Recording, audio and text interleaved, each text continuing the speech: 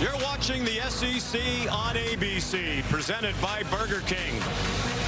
Today, Kalen DeBoer and the Alabama Crimson Tide return home to Bryant-Denny Stadium off an impressive win last Saturday night at Georgia. The Tide rolling to 3 straight wins, led by quarterback Ty Simpson, who's emerged as a Heisman Trophy contender. Diego Pavia and the Vanderbilt Commodores arrive in Tuscaloosa 5-0 for the first time since 2008 and just the second time in 80 years, led by Coach Clark Lee in his 5th season at his alma mater. Today, the 16th ranked Commodores and number 10 Vandy meet as ranked opponents for the first time since 1937. It's the 69th meeting between them since then. Last year when they met in Nashville, Alabama was number 1 in the country. Vanderbilt was 2-2, but Vandy had a 2-point lead late in the 3rd quarter. Pavia to junior Sherrill extended the lead. Ryan Williams, a 58-yard catch and run, got Bama back within 2.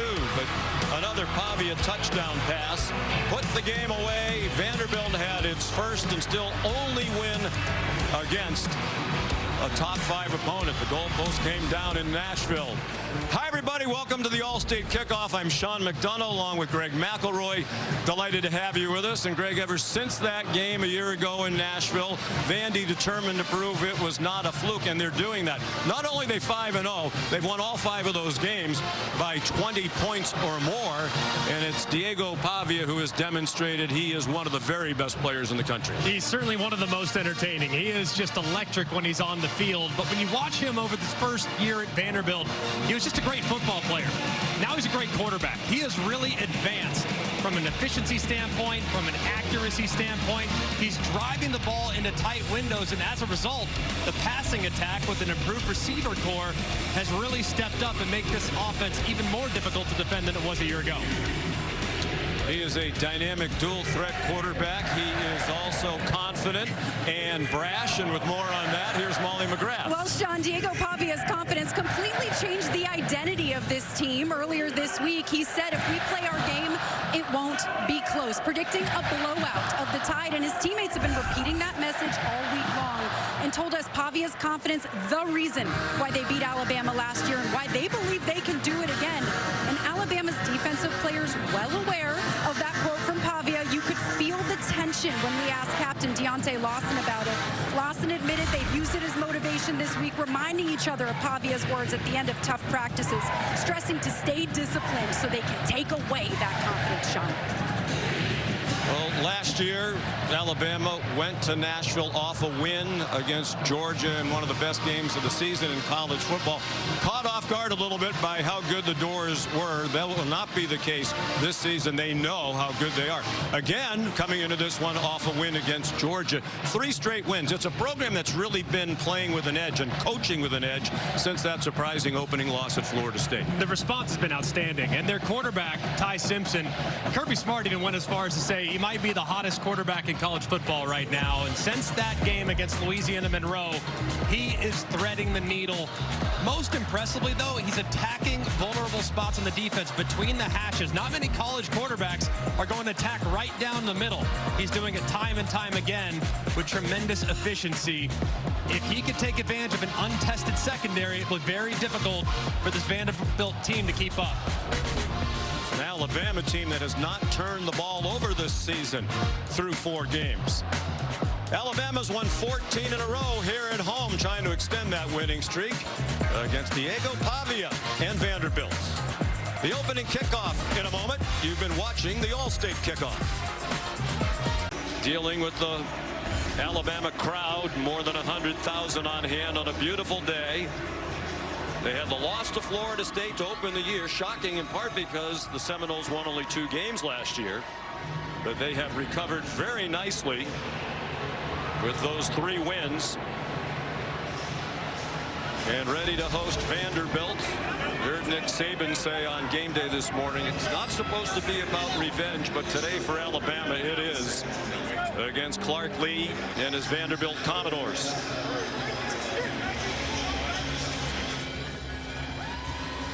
And he had no problem, Greg, when we spoke with him about Pavia's comments about if they play their game, it won't be close. He said we need a little bit of that rashness. Amazingly, I think Diego Pavia, his energy, his confidence, it's not just helped the offense. Naturally, it helps that side of the ball. It's really lifted up the whole team. Everybody responds to his positivity, and he is almost the exclusive reason why this team is in this position about a year and a half into his tenure as the starting quarterback. Second season since transferring in from New Mexico State. He played a huge role in lifting up the Aggie program in Las Cruces. He's done it again in Nashville.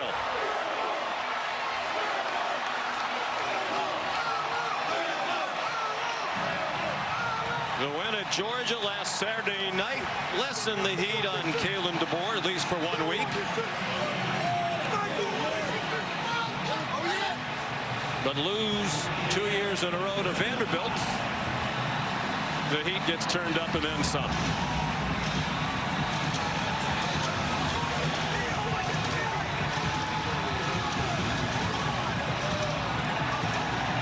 So many of the players and coaches we talked to for Alabama yesterday, Greg, used the word edge. Since that loss to Florida State, playing with an edge, and clearly that edge is on display when you talk to Kalen DeBoer. Usually a pretty easygoing guy, showing some more intensity. Said, I'm just doing it because I think that's what my team needs. And it's been impressive to see the response, like we referenced earlier. I mean, when the game against Florida State happened, they were kind of backed into a corner, into a bunker, if you will. And us against the world mentality all of a sudden became very real within the program.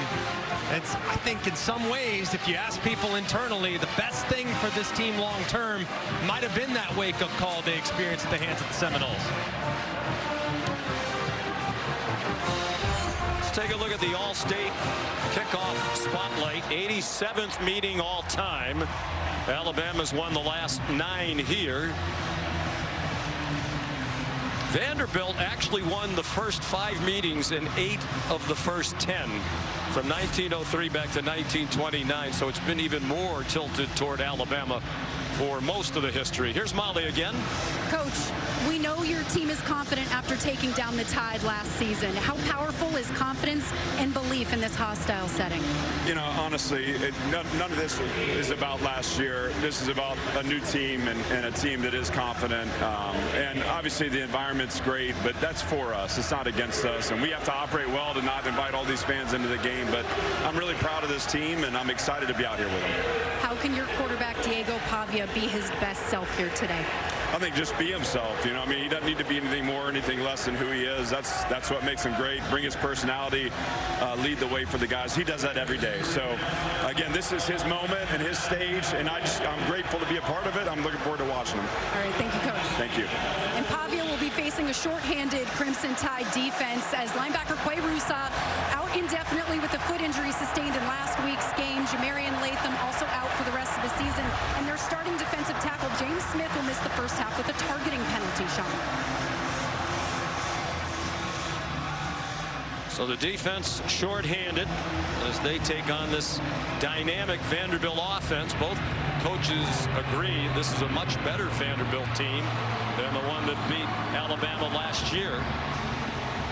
That team a year ago finished 7-6 and beat Georgia Tech in the Birmingham Bowl. They have much higher aspirations.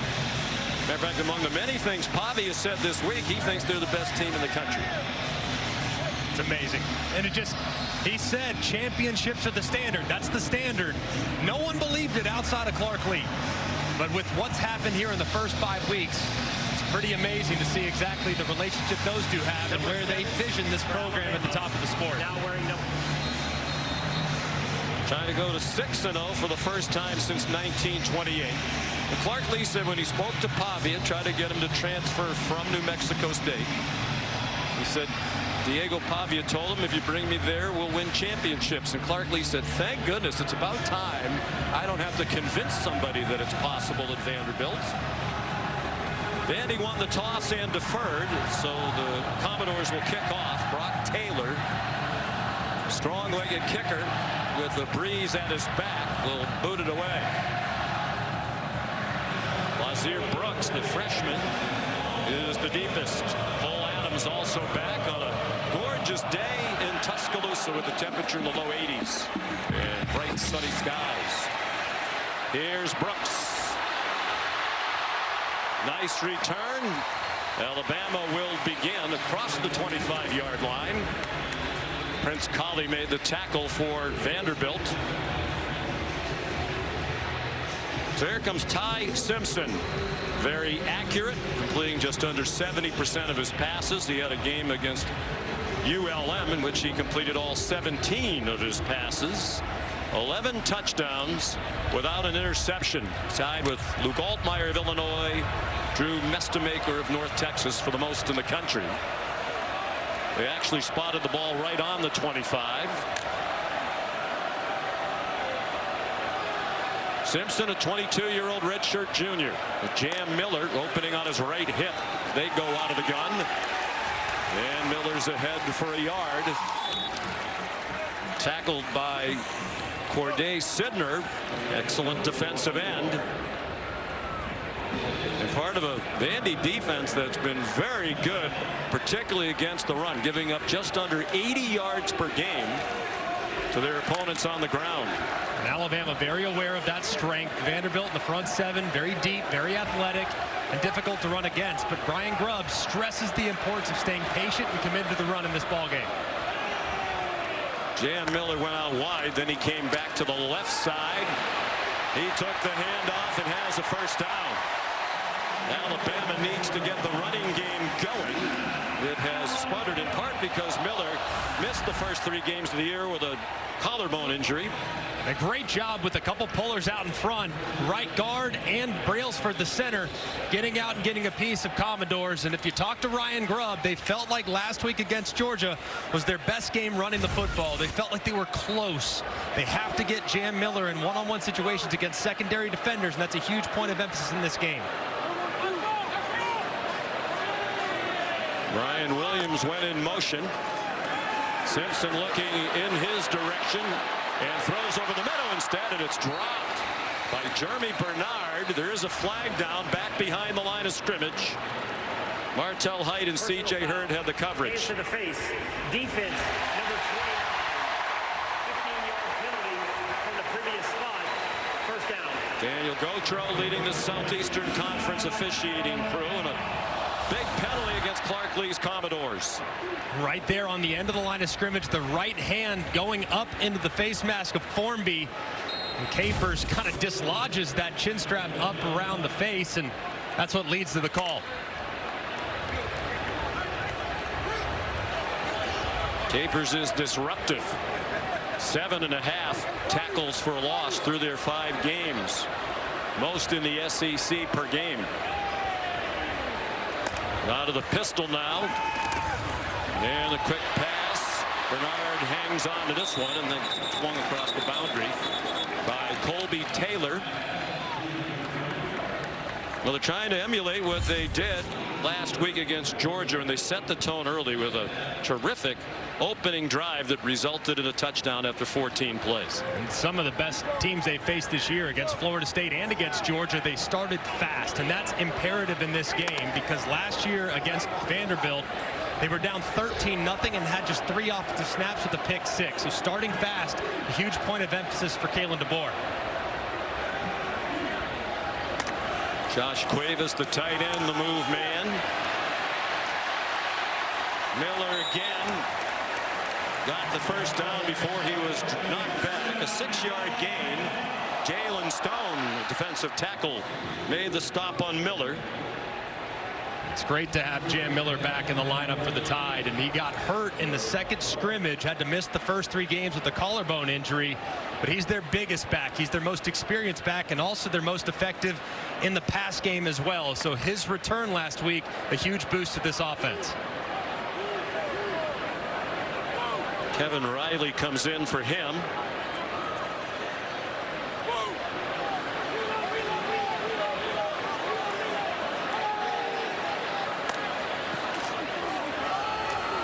Riley running left, trying to bounce outside, and he couldn't get there. Jalen Stone there again for the Commodores. Clark Lee's a defensive coach. Last year, he was also his own defensive coordinator. He turned those duties over this season to Steve Gregory, who calls the defenses. There's Gregory. Gregory has done a great job of being slightly more aggressive over the last few weeks. They've been more active in pressure. They have a pretty good pass rush. They like their personnel on defense. They're just a little concerned, I think, about how their corners will hold up against an elite passing attack with two great weapons at wide receiver. Alabama goes empty on 2nd and 9. The middle screen. Josh Cuevas knocked down at the 32. They'll need 4 on 3rd down. Last week rather, at Georgia, Alabama converted on its first 8 3rd downs. Possible 4-down territory here, knowing that the field goal kicking unit's been a little bit shaky. Riley remains the running back. The fake to him. Ryan Williams stopped short of the line to gain by about a yard, and an early decision for Kalen DeBoer. Langston Patterson made the tackle, an excellent linebacker, part of an excellent linebacking tandem alongside Brian Longwell.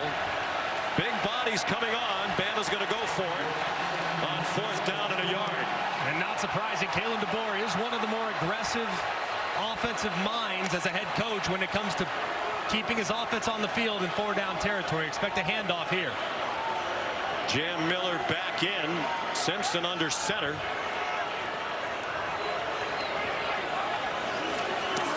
And they're going to be aggressive and throw a deep ball, and it's intercepted. Picked off by Martell Height. The first turnover of the year committed by Alabama. And the first interception thrown by Ty Simpson, who was trying to get it to Josh Cuevas. Aggressive call, and it did not pay off for Simpson and the Tide.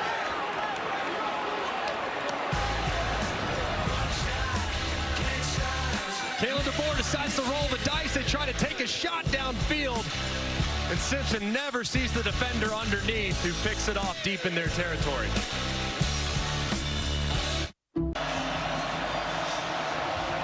Bama fans trying to make it difficult for Diego Pavia and the Vanderbilt offense. They begin from their own 7. And Height knocked the ball down on 4th down. The line of scrimmage would have been the 29.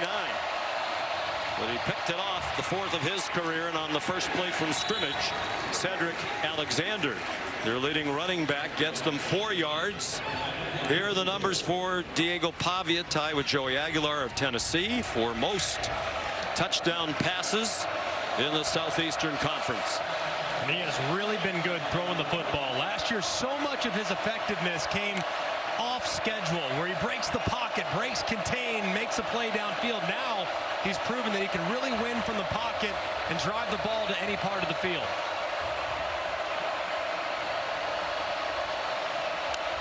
Graduate student from Albuquerque, New Mexico, on target to his best friend Eli Stowers, and it's an incomplete pass.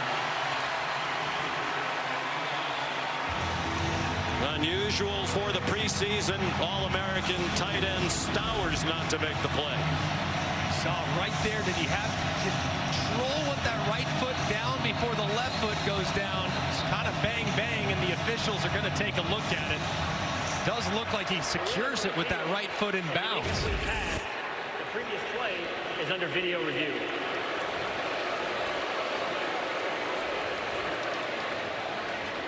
We'll hear from David Almond in the replay booth when we come back.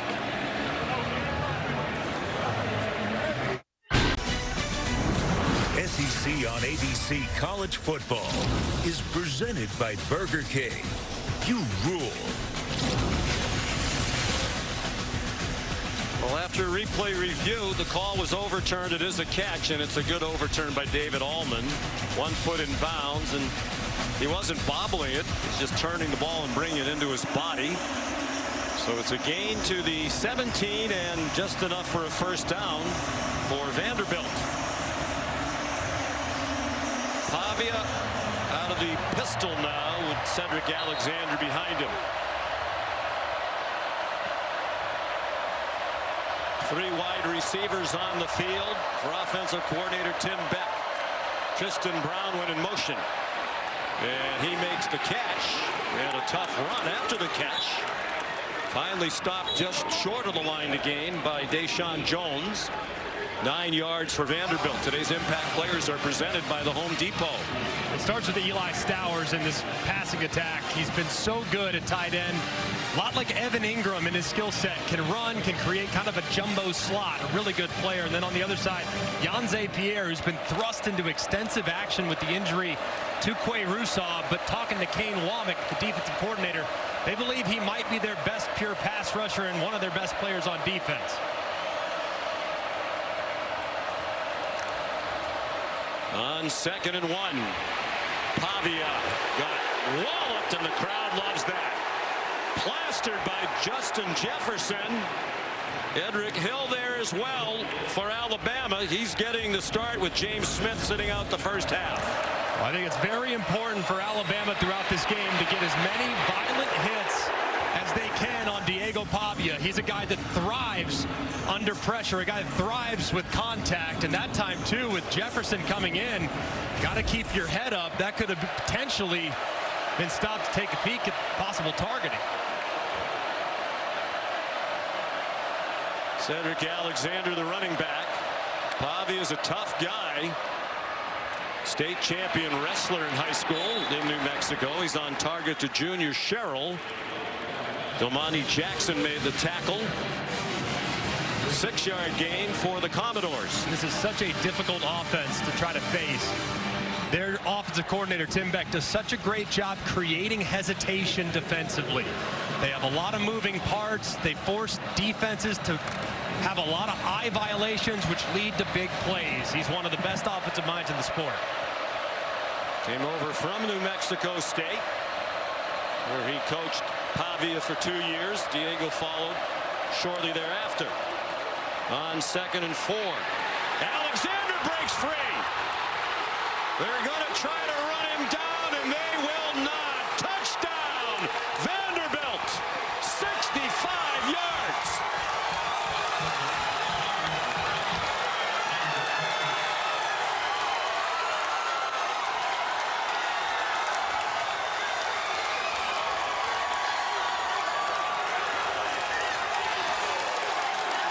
That's been a problem for Alabama. They've given up some big runs.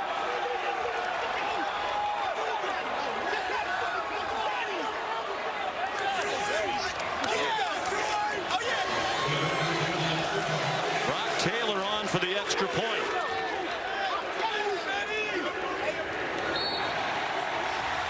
Vanderbilt with the ball for the first time goes 93 yards, the last 65 by the junior from Austin, Texas. Cedric Alexander wearing 28 for his idol, Adrian Peterson.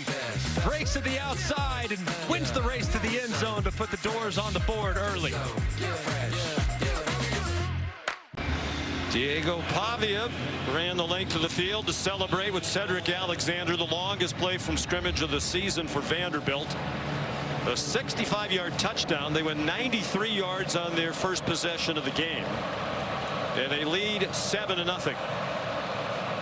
As Brock Taylor kicks off for the second time. Returnable again for Lazier Brooks. Ran into traffic, bounced off it, and goes down shy of the 25 for the 17-yard return. Let's take a look at this last touchdown on the AT&T Connected Cam. If you look at these defenders, they are not fitting the run well in the secondary. Kane Womack has said the big problem is not with the front seven when it comes to stopping the run. It's the secondary players. And that time, Domani Jackson, who's out wide, and Bray Hubbard, who's playing as the deep safety, they don't locate Alexander behind a really good initial surge from Vanderbilt's offensive line. That's a tremendous call, but really poor run fits from the Bama secondary. Which, as you said, the coaches have been talking about a lot. The run fits and the tackling in the back end. They're also not as big and strong and deep as they used to be up front of the Alabama defense. Simpson off target. looking for Josh Cuevas. Molly? Well, Sean, after Martell Height's interception and after that touchdown, Vanderbilt players telling each other on the sideline the same thing. Do not let this game be close. Repeating quarterback Diego Pavia's prediction that this will be a lopsided game. Players embracing that belief, telling each other to prove everyone in this building wrong. You can see that they've really bought into that message in this game, Sean. It is a very confident team. And they're determined to prove that it's not just talk, that they can back it up. They have so far stopped the 4th down with the interception by Height. Flag down as Jam Miller went weaving up the middle. Holding. Offense, number 72. 10-yard penalty from the previous spot. Remains 2nd down. Parker Brailsford, the excellent center who transferred from Washington following Kalen DeBoer. Got to be a frustrating start for Kalen DeBoer. A poor decision from his quarterback, who's been lights out, and maybe the best player on the offensive line, Parker Brailsford, flagged with an early hold. First career interception for Simpson. He had thrown 180 passes without one. 3 years as a backup. This is his first year as the starter.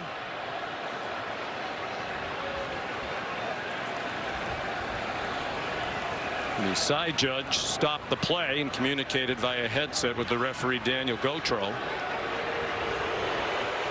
It doesn't seem like his mic's working. Please reset the game clock to 6 minutes 17 seconds and the play clock to 25. Both the game clock and the play clock will start on my signal.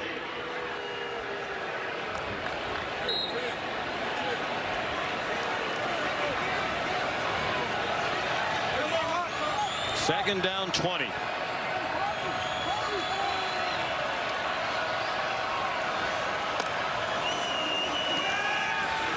Simpson surrounded. Beautiful throw and a great leaping catch. Isaiah Horton almost went off to the races. Martell Height tackled him. But a terrific catch and run by Horton, who's made an immediate impact as a transfer from Miami. And Ryan Grubb called him their most dependable wide receiver. You see the length at 6'4" right there, going up, stretching vertically. Height gets a little bit too far inside. Simpson sees it. And a great play by Horton, plucking it out of the air. 15th catch of the year. He had 5 and a touchdown in the win at Georgia last Saturday night. 36-yard gain. Big hole. Jam Miller inside the 30. Marlon Sewell made the tackle. 22 for Jam Miller. And a great job kicking out by the guard. Watch Vandermark, 56, how he kicks out the in man on the line of scrimmage. Capers sets the edge. Good follow there by Cuevas, and it's out the gate. And they're going quickly. Under 5 minutes to go now in the opening quarter. 7-0 Vanderbilt. On the delay, Kevin Riley with a flag down behind the line of scrimmage. Martell Height and Brian Longwell there. It's going against Bama. Holding. Offense, number 71. 10-yard penalty from the previous spot. First down. Cam Dewberry, the left guard. Looked like Dewberry, who was engaged on the draws right here, and as soon as looks like Riley tries to break to the outside, watch Dewberry's left hand grabs that shoulder and does not really let go. Drags the defender to the ground. Kalen DeBoer frustrated though with the call. It looked like he tackled him. So 2 penalties on this possession. They overcame the first one on the long pass to Horton. They line up Jeremy Bernard in the backfield with one player on either side of Simpson, who faked it to Bernard. Zings one over the middle. And another nice catch. This one by Rico Scott. You mentioned at the outset, Kalen DeBoer says Ty Simpson throws that ball over the middle about as well as anybody's ever seen.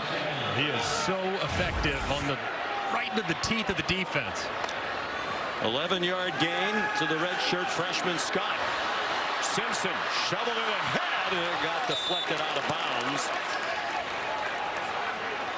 Good hands by Nick Rinaldi, who got in the way. Senior from beautiful Dover, Massachusetts, just outside Boston. Play here where Ty Simpson's going to have to be smart. Right on the fringe of field goal range. You can think this point might get some pressure from Vanderbilt to try to knock you out. So the ball's got to come out quickly, and you absolutely cannot take a sack.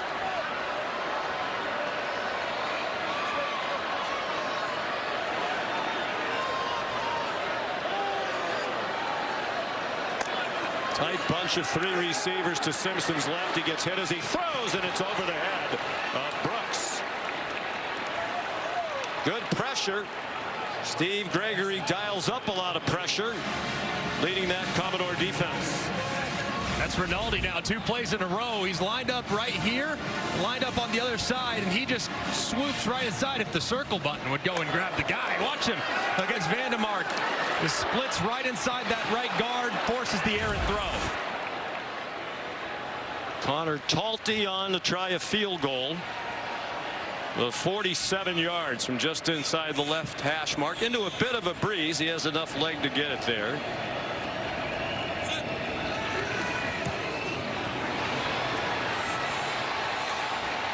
And it is no good.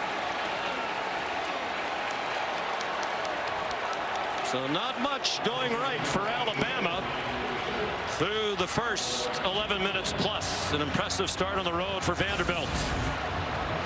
Like the snap was pretty good, hold was pretty good, and Talty just pushes it a little bit too wide to the right.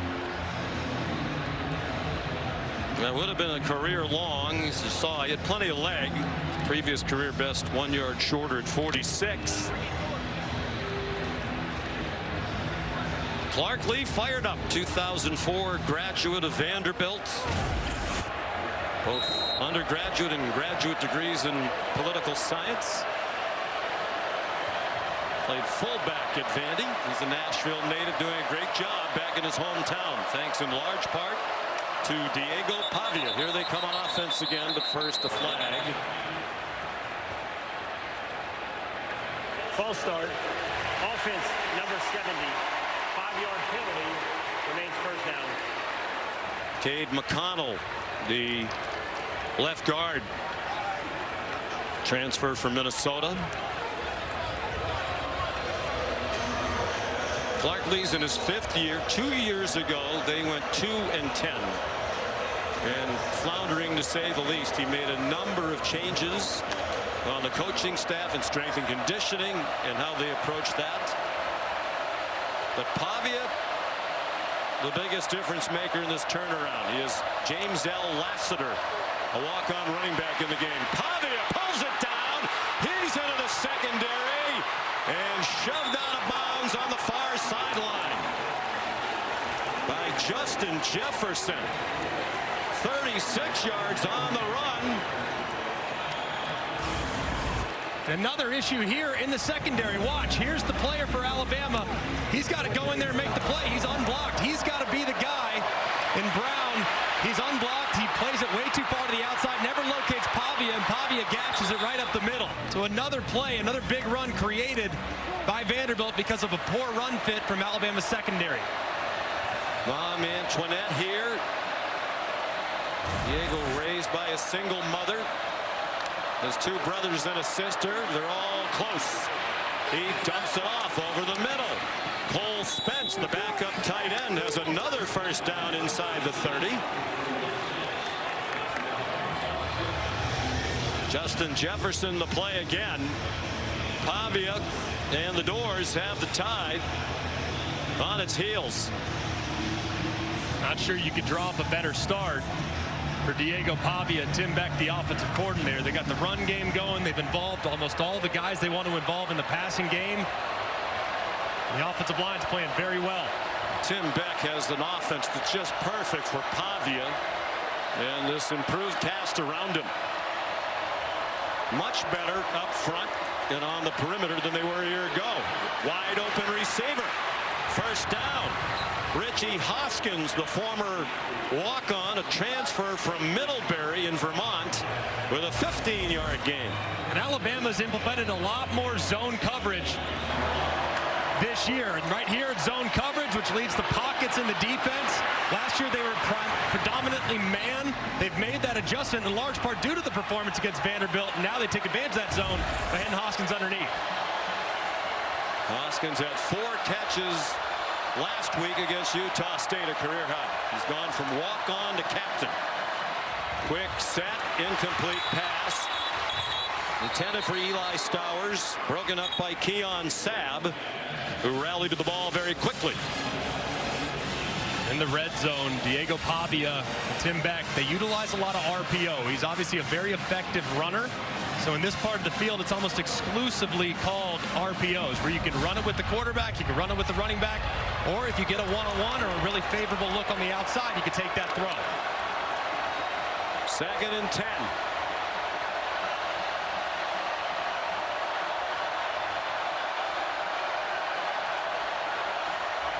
Well, Kylan Young, better known as MK, is the running back. Single coverage. Incomplete pass. An awful lot of hand fighting there. Zabian Brown and Junior Sherrill.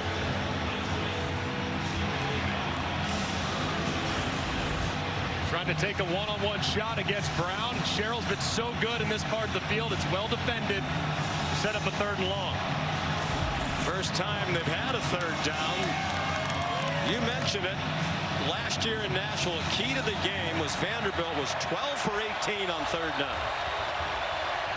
Stayed on the field, possessed the ball for more than 42 of these 60 minutes. This one's 3rd and 10.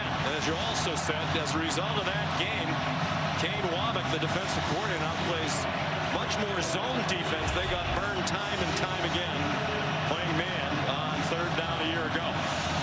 Alabama does love to bring pressure in this part of the field, though, so keep an eye on number 0, Deontay Lawson. He's their linebacker off the ball, but 42, Yanze Pierre, he's a guy that could get home in the pass rush.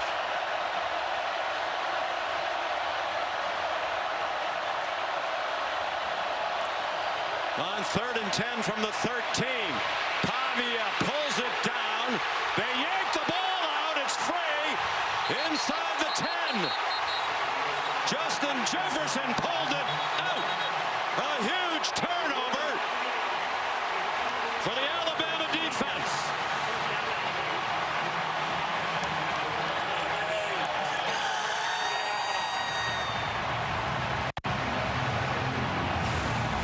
Just an enormous job there by Jefferson. Got the right arm on the ball, pulling it out. Is Pavia down? Hand is down. Wow, what a play. Is that right knee, left knee down before the ball comes out? It's so tough to tell. Tim Keenan recovered the fumble. You know that they're taking a close look at this. And based on all those looks, I just don't know if there's enough to overturn it. It looks like the ball's starting to come out, the knee's down there, but is the ball out at that point? It's a bang-bang play and a massive moment coming up for the replay booth. Justin Jefferson, the 5th-year senior from Memphis. Looked to me like the ball was coming out before he was down, just barely. Let's bring in Matt Austin, our rules expert, longtime SEC referee. Matt, good afternoon. What do you think? Good afternoon, Sean. I agree with you and Greg. I think the ball is starting to move just before his left shin contacts the ground. So I think this will be confirmed or allowed to stand, or be upheld, I should say, as a fumble. And that's what it appears to be. Shin almost down, but not. One of the many things. After video review, the ruling on the field is upheld. First down. I don't think they got that right. One of the many things Pavia does well is protect the ball. He very rarely turns it over. Last year, just 4 interceptions, the fewest. That's the 4th fewest in college football. So if you're going to rip it out, it's a rare occurrence against the Doors. Cost them at least 3 points. Their field goal kicker is terrific. Would have been interesting to see if Clark Lee would have gone for that on 4th down. So here's Jam Miller shaking free again. C.J. Hurd made the tackle. He's been outstanding as a first-year transfer over from FAU. 14 for Miller. And this is a great start for the offensive line in the run game, a group that has taken some heat. But with Jam Miller back, you see the vision immediately setting up blocks. Fakes to the outside, cuts back to the left off Brian Longwell's pursuit, and creates another nice run on the ground. They have the freshman Michael Carroll now in at right tackle. They think he's going to be a great offensive tackle. Jam Miller lined up with a minute to go in the pistol behind Ty Simpson. The play clock reached 0. They just did get it off. And it's Miller ahead to the 26. There's Miller, Carroll rather, the freshman from Doylestown, Pennsylvania. Spent some time at IMG Academy in Florida. It's not often that you see in week 5 the offensive line is still a little bit unsettled, but if you talk to this offensive staff, they're still very much in the process of figuring out who their best 5 are. They've been very impressed with the freshman Carroll and what he's done at right tackle this year. Final 20 seconds of the quarter, 7-0 Vanderbilt.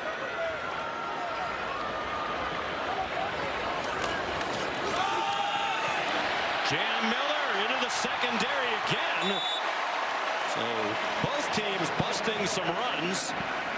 C.J. Hurd another tackle. Miller's up to 70 yards rushing already on 7 carries after that 13-yard pickup. ESPN's presentation of college football on ABC will return after this message and a word from our ABC stations. Back here in Tuscaloosa, Coach, such a strong start, and then quarterback Diego Pavia with that fumble inside the 10. How do you get that momentum back? Oh, we just got to get a stop here. I mean, it's going to be a long game. We got Diego's back. I mean, those things happen. So we get a stop here. We get the ball back to our offense. I like the way we're moving the ball. Obviously, that one stalled out, but I think we're in good shape right now. It's a long game. Thank you, Coach. Thanks. Each quarterback has turned it over once. Both came in very good at protecting the ball. There's another good run for Alabama. It's Kevin Riley in for Miller. 4 plays on this drive for Alabama, all of them runs for a total of 38 yards. C.J. Hurd's been busy in that secondary making tackles. Yeah, he has. And C.J. Hurd's an electric player there at the back end. He is a heat-seeking missile coming down from the back and making plays at the line of scrimmage. So if those safeties start to get nosy, that's when Ryan Grubb might want to dial up a play-action shot downfield. On 2nd and 2, that one dropped for a loss. Riley taken down by Singh. Joshua Singh, graduate student from Hawaii. Loss of a yard on the play. A big 3rd down call for Ryan Grubb, back with Kalen DeBoer after 1 year with the Seattle Seahawks last season. 2 high safeties might be checking a run here. Riley, the running back. Simpson likely changing the play. The play clock's running down. Apparently just got it off again. He throws. Good call by Simpson. And a beautiful throw to Jeremy Bernard. Another tackle for Hurd. 17 more for the Crimson Tide. That was a great job by Ty Simpson. He recognizes, hey, looking like it's going to be a run with 2 high safeties. Oh, wait, hang on a second. Keep an eye on this guy. He's blitzing. I'm going to check it. I'm going to beat him with the throw. Sees it, delivers it. Perfect strike for the conversion. To Bernard, another transfer from Washington, who Ryan Grubb says is the best player on their team. Can do it all on offense. Said if you gave him 2 days, he could be your starting safety. Jam Miller patiently waiting for room and didn't find any. Well, not surprising that Simpson will be good at the line of scrimmage. Smart young man. He's the son of a coach. His dad is Jason Simpson, 20 years the head coach at Tennessee Martin, longest tenured coach in the Ohio Valley. And they are very close. I asked him, did you ever think about playing for your dad? He's one of the most highly recruited quarterbacks in the country out of high school in Martin, Tennessee. He said, no, my dad said, that's not happening because you're not coachable. Well, I think he probably is coachable for Kalen DeBoer, but not for Dad, right? Can't do that. Looking like a pressure here, and Kalen DeBoer is going to have to call a timeout. Yeah, maybe too much at the line of scrimmage being done by Simpson that time. Alabama, it is their first. The rest of the Simpson family is here today. Mom Julie, Dad's busy coaching UT Martin against Lindenwood.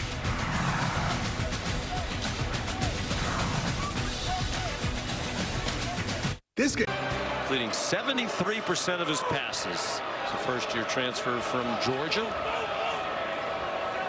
FSU team averaging 53 a game, best in the country. Simpson running the option, and he's collared and swung down after a short gain by Zaylen Wood. Ty was deemed to be a dual threat quarterback coming out of high school in the class of 2022. He was the second highest ranked dual threat quarterback behind only Cade Klubnik now at Clemson. And he is a very effective runner, especially in third down situations. So if you're too dedicated to the pass and get overly aggressive with your pass rush, that's when he can hurt you. But probably have 2 downs to get it here if you're Ty Simpson. They need 7. This is the 9th play of the drive after they stripped the ball from Diego Pavia inside the 10. Simpson again. Zaylen Wood again. No gain on that play. And it does look like Kalen DeBoer is going to go for this on 4th down. They're lining up quickly. Vanderbilt still getting set. And Vanderbilt's going to call a timeout. You can see their players a bit confused as they were milling around. The defense trying to have the back of Diego Pavia. 7-0 Vanderbilt early in the second quarter. Sean McDonough, Greg McElroy, Molly McGrath back in Tuscaloosa. Alabama down 7-0. Going for it on 4th down and 7 at the Vanderbilt 35. Vanderbilt showing pressure right now against an empty look. Looks like at this point going to be some type of blitz man from Vandy. They'll bring Jam Miller back, make an adjustment, get to a blitz beater, and then Vandy will check as well. The chess game ongoing. Jam Miller went back to the left side of Simpson. Given time, has Josh Cuevas. First down, knifing through traffic and finally tackled inside the 20 at the 17. 18-yard play. They're now 1 for 2 on 4th down. They threw an interception on 4th and 1 in the first quarter. And a great job recognizing all these Vanderbilt defenders showing pressure. Ty doesn't panic, just goes through his progression, hits Cuevas in stride, and a decent block there by Bernard to get just enough of the defender to allow Cuevas to get past him for the conversion. And some poor tackling by the Commodores in that secondary. 15 yards after the catch for Cuevas. He went in motion, almost collided with Simpson. And Jam Miller ducked down inside the 15-yard line.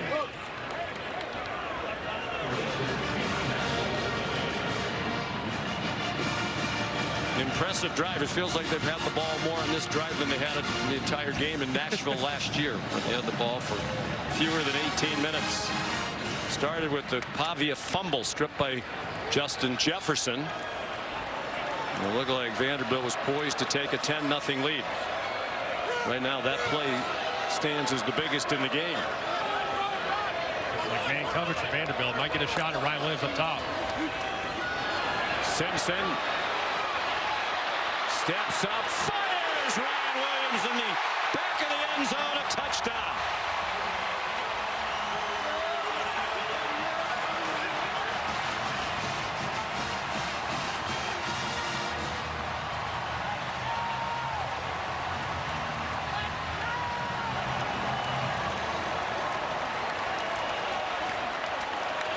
They are best friends, Ty Simpson and Ryan Williams, and they connect on a 14-yard touchdown pass. capping a outstanding 92-yard drive.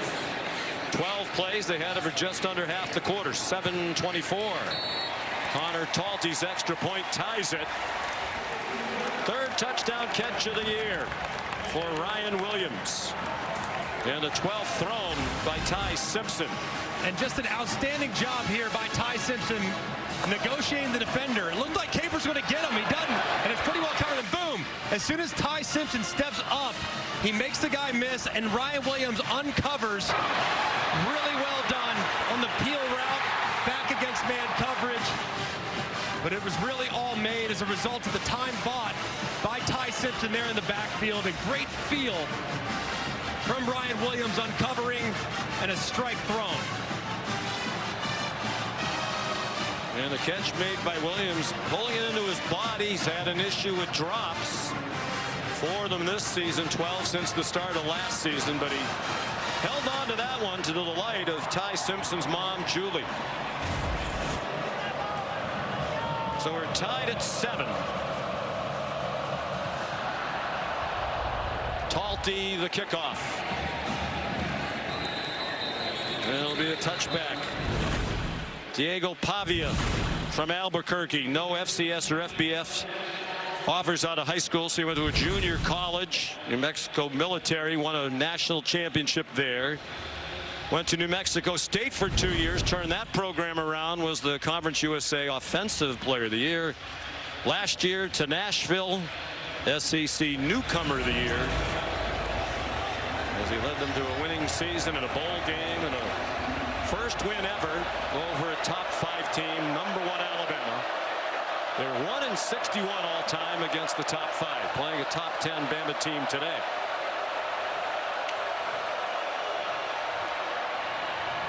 He's on target. Pavia to junior Sherrill, who's down with a first down out to the 40-yard line.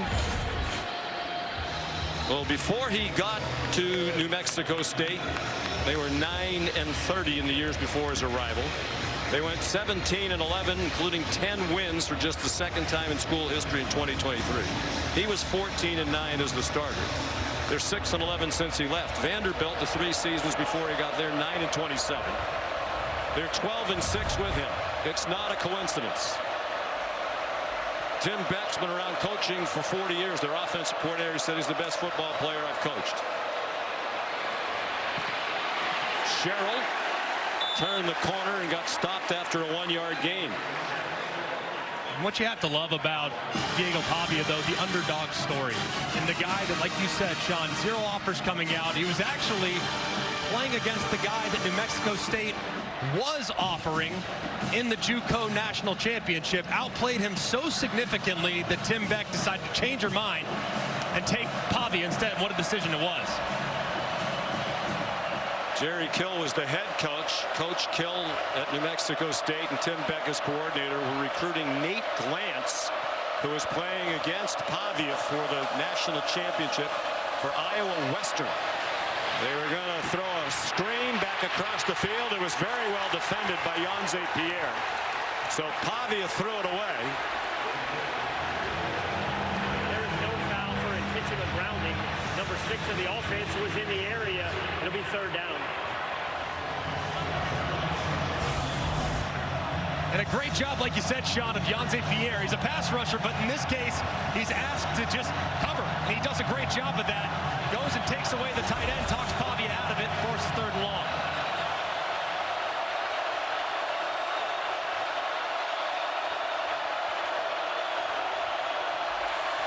Third down and 9.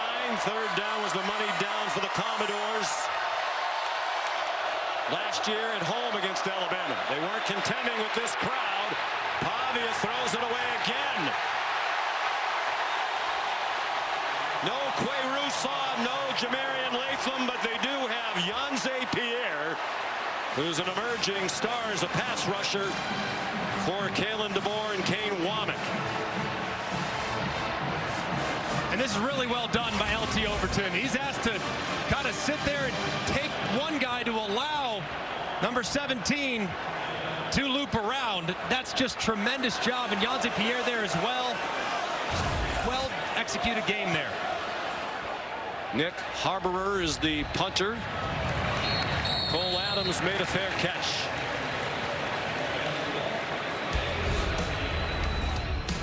"47-yard punt. The fumble by Pavia has turned the momentum of this game. Tied at 7. You're watching the SEC on ABC, presented by Burger King. Taco Bell Live Más Student Section. Only one student section can claim the title of Live Más Student Section of the Year. Who will take home the trophy this year? University of Alabama. Enrollment of more than 42,000. Tied offense back on the field in a 7-7 tie midway through the second quarter. Daniel Hill is in at running back, and Simpson gets swung down back at the 5. First sack for the Commodores. It comes from Joshua Singh. And just a great job by Singh, who just beats the right guard. That's Wilkin Formby, who slid down from right tackle, oversets to the outside, gets beat inside, and Simpson has nowhere to go. It's a great pass rush by Singh. His first sack of the season. And a loss of 10.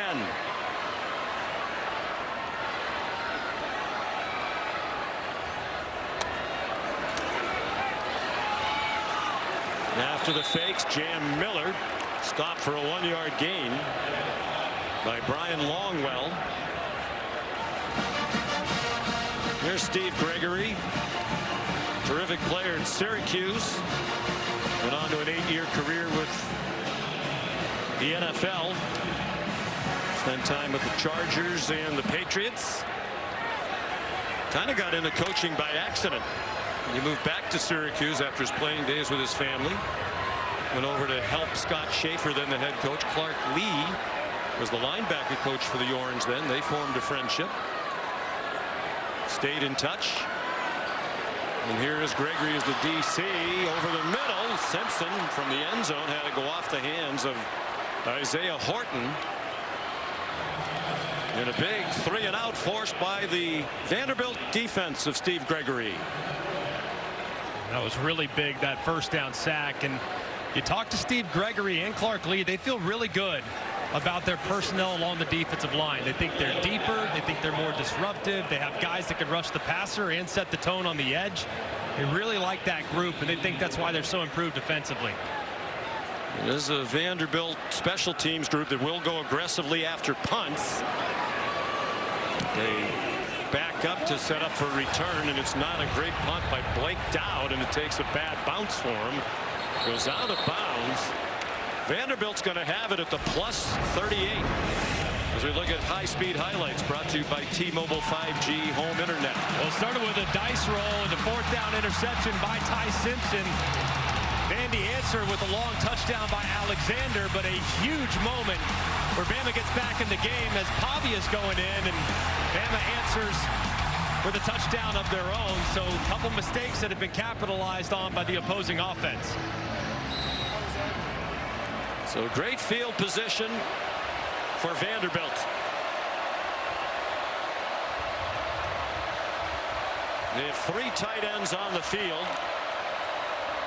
M.K. Young, the running back, and he gets stacked up for no gain. London Simmons, true freshman, in the middle of that defense. A couple times where Simmons has shown up and Kelby Collins has shown up, and their presence has been pretty big these last couple drives, especially knowing that James Smith, the outstanding defensive tackle, he'll return to that defense in about 5.5 minutes.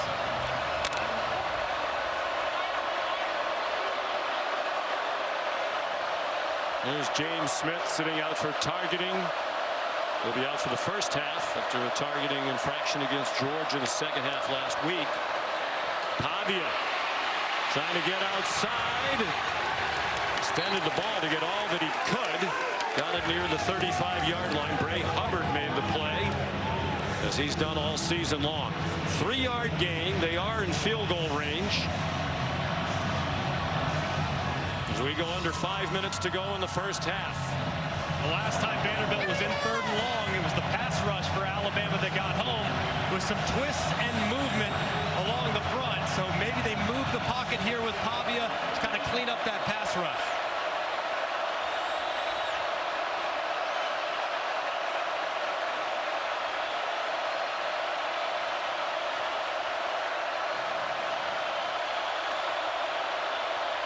Here comes a blitz. Pavia gets it off for a first down. Richie Hoskins, another catch. They needed 7, they got 9. And a lot of pressure coming from depth, but Pavia does a great job of buying time to allow this receiver to uncover. Look how he sets it initially, backs up a little more, and hits Hoskins on a nice breakout as the progressive pylon cam shows you the accuracy and the toe tap on the sideline.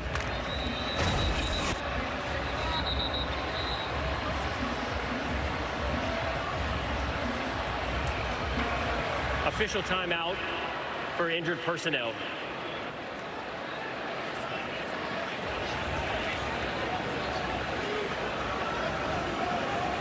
I think it might be a member of the chain gang.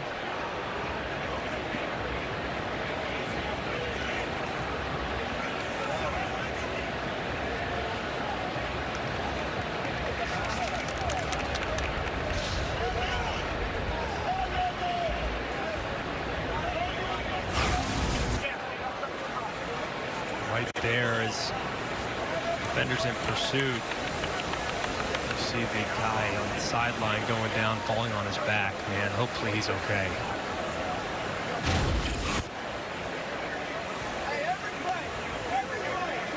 Alabama medical staff there to tend to him very quickly. Good to see him being helped to a seated position. 25 seconds. Both the game and the play clock will start on my signal. Let's check in the studio with Kevin Nagandi. Sean, thank you so much. State Farm halftime report is just minutes away. Booger McFarland, Kevin Nagandi here. Texas in some serious trouble in the swamp against the Gators. Highlights coming your way, plus a preview for Florida State, Miami. Speaking of trouble, what is going on in Pasadena? Penn State trailing big time on the road against a winless UCLA team. Who says coaching doesn't matter? UCLA makes a coaching change, and all of a sudden, Nico Iamaleava and the Bruins are playing inspired football, Kev. How about this score? 24-7 UCLA right now in the first half against the Nittany Lions. Back to you.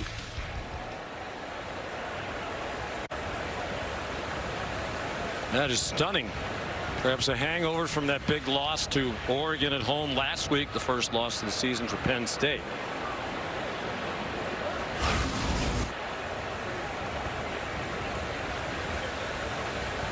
Here's another look at the reason for the stoppage. Unfortunately, the gentleman who got knocked down hit his head very hard, the back of his head, into the ground. They have a neck stabilizer on him.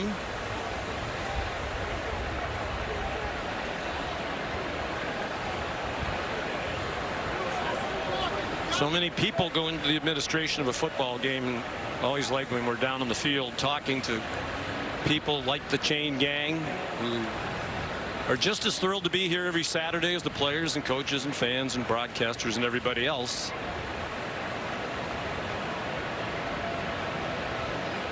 So the delay comes with 3:59 to go and a big conversion. 9-yard completion, Pavia to Richie Hoskins. The good news is the gentleman who was run over seems to be alert. Like you said, Sean, I mean, there's so many people that do this job and contribute to the game day experience for the players and the fans, and you just hate to see a situation like this. A guy giving back to the game and there in front of the action, taking a hit on the sideline. Just hope he's okay. It appears like he's on his feet, though. And yes, Molly tells us he's alert and talking. He did get up on his feet and took a couple of steps to that cart, now being helped, but everything we've seen so far is positive. And Molly will get us more information and stay on top of the situation.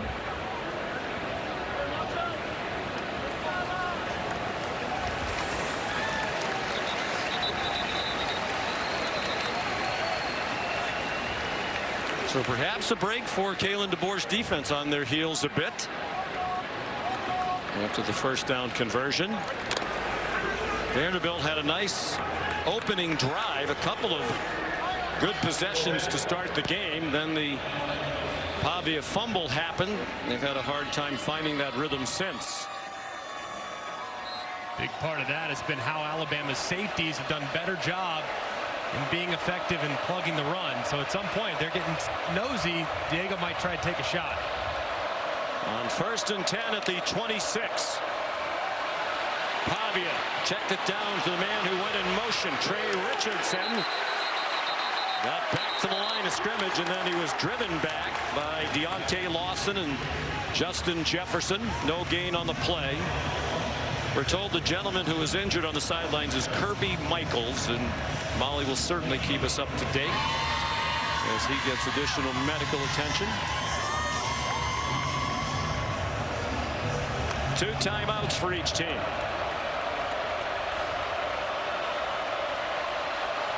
Here's Lawson, their leading tackler, and a leader of the defense. 50-year senior out of Mobile. Out of the pistol.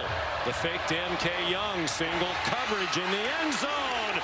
Incomplete. Well covered by John Lee as he had coverage on Junior Sherrill.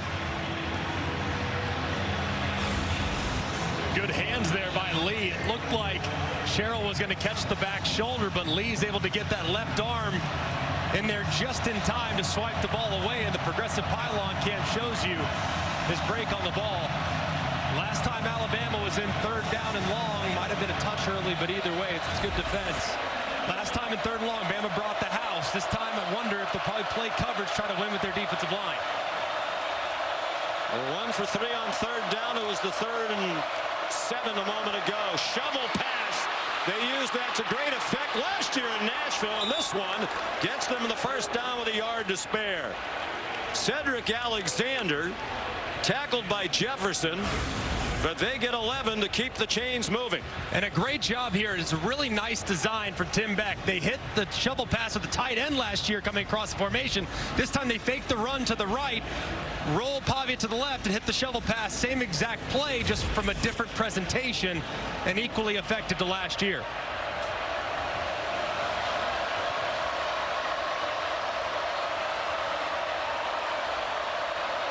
Approaching the 2-minute stoppage. Plenty of timeout for Diego Pavia. He runs again and ducks down. Avoided a big hit by Nakai Hill-Green and held on to the football.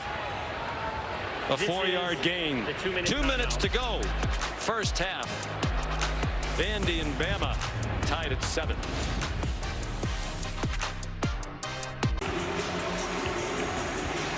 You're watching the SEC on ABC. From Saban Field at Bryant-Denny Stadium in Tuscaloosa.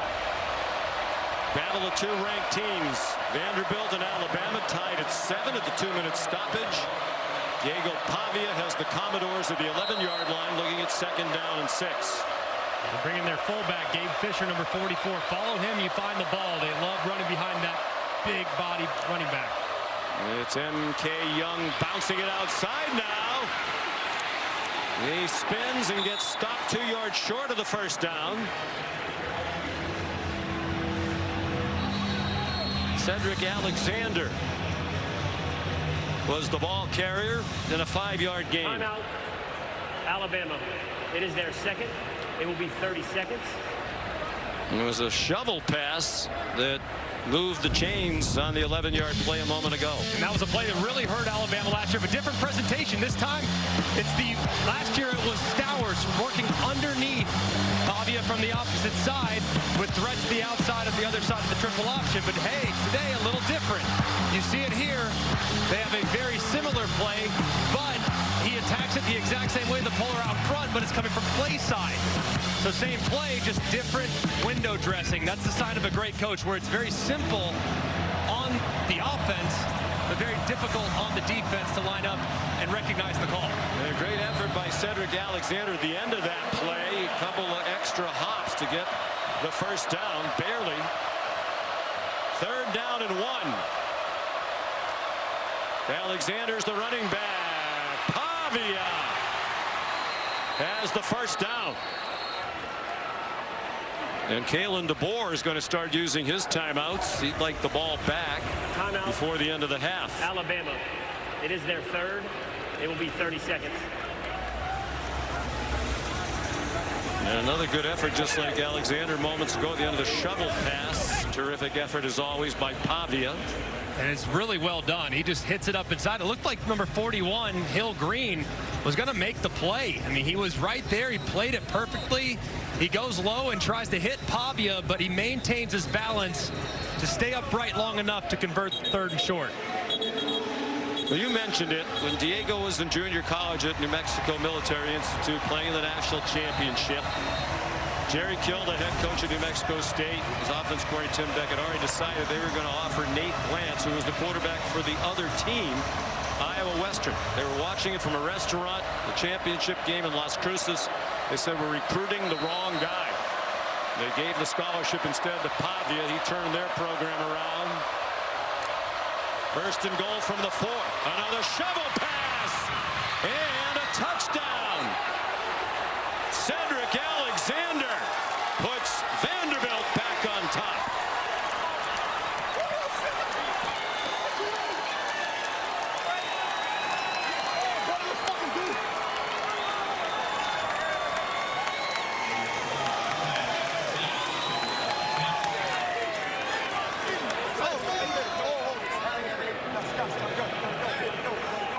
Second touchdown of the day for Alexander, who scored at least one now in 5 of their 6 games this season. 9 total in this, their 6th game of the year. The extra point good by Brock Taylor.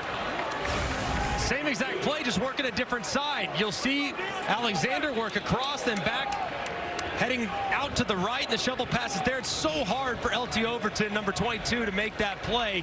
And Alexander finishes the run extremely well. In a moment ago on a critical 3rd and 10. Same play going the other direction. This time Alexander's on the left, works it back across, then out in front of Pavia where he hits him on the shovel pass for the big 3rd and 10 conversion. Same exact play, one to the left, setting it up. A little bit later, hitting it on the right for the touchdown. So in the last 2 years, they've run the shovel pass 4 times as Clark Lee against Alabama for a total of 79 yards. What an impressive offense Tim Beck has put together, and what a great play caller he is. It's outstanding. And it's amazing, too, because the players all get to the same spots.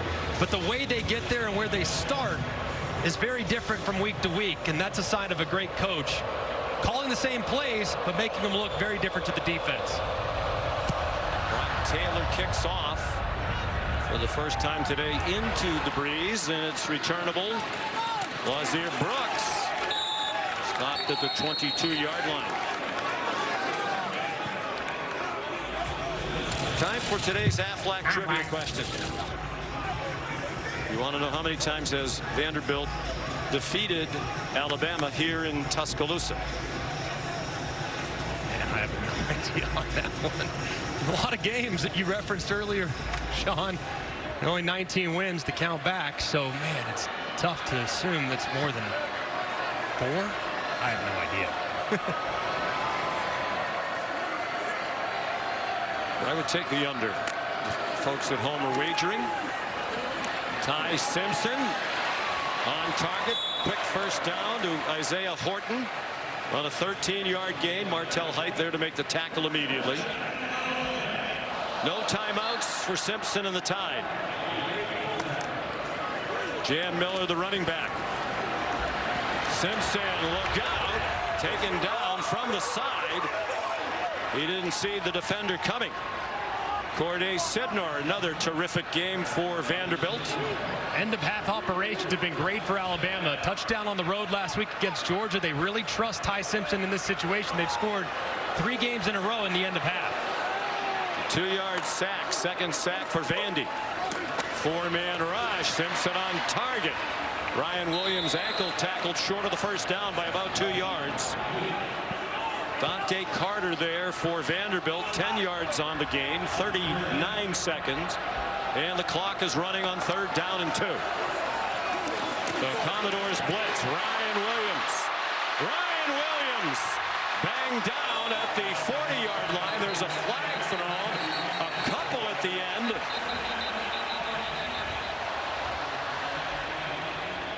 And you wonder if this is for a targeting at the end of a 17-yard play.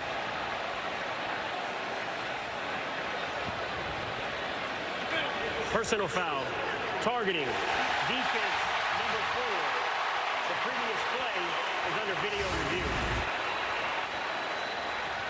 Here's Height coming in, and does look like he tries to initiate contact. Remember, at that point, Ryan Williams is not defenseless, so the only way it could be targeting is if he initiates contact with the crown of the helmet.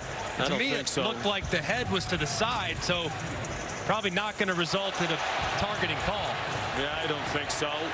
Based on what you described, let's bring in Matt Austin. The crowd's oohing and awing as they look at replays. What do you think, Matt? Yeah, Sean, I agree with Greg. He's definitely a runner at this point, so the only thing you could have is crown. He does try to get his head to the side, gets him a little high, but it's not crown, so I would think that they would overturn the targeting. But remember, Matt, it's called personal foul with targeting. Does that mean the personal foul still stands? If that was the announcement, then yes, it would. But targeting is in and of itself is a personal foul, so it all depends on if they said personal foul with targeting or personal foul targeting. Well, here's a look at it again, and this would be a huge loss if Height has to leave the game. He's an outstanding corner. He's already had an interception today. He plays occasionally at wide receiver, and he's a punt returner. Here comes the verdict. After video review, there is no foul for targeting as both hits were evaluated. The clock will start on my signal. So no penalty. The ball is spotted at the end of the play, the 40-yard line. And bear in mind, Kalen DeBoer does not have a great kicking situation. He's upset about it, so is the crowd, but that's not targeting, as Matt and Greg fully explained. I mean, people just assume if it's helmet to helmet, that's targeting. That's not the case. You have defenseless, not defenseless. He was not defenseless there, meaning the only way is for him to lower the helmet and initiate contact with the crown of the helmet, the top of the helmet. The clock was just starting to run. Timeout Vanderbilt. It is their second. It will be 30 seconds. Please reset the game clock to 27 seconds. Thank you.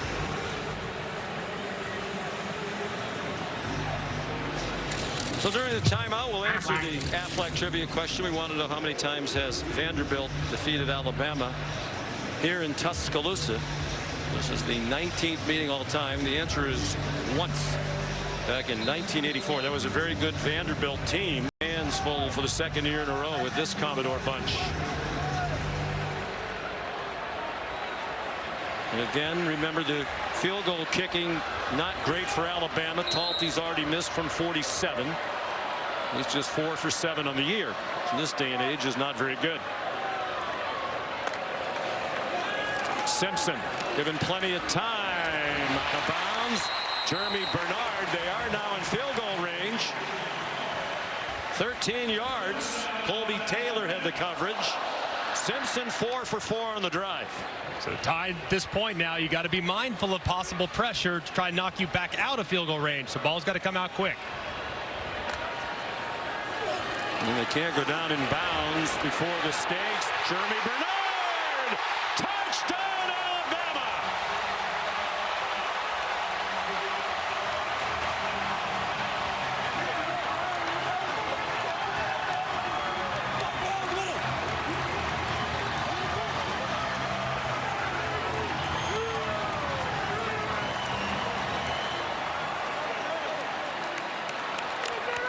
Simpson outstanding on the drive. Bernard a 27-yard touchdown catch.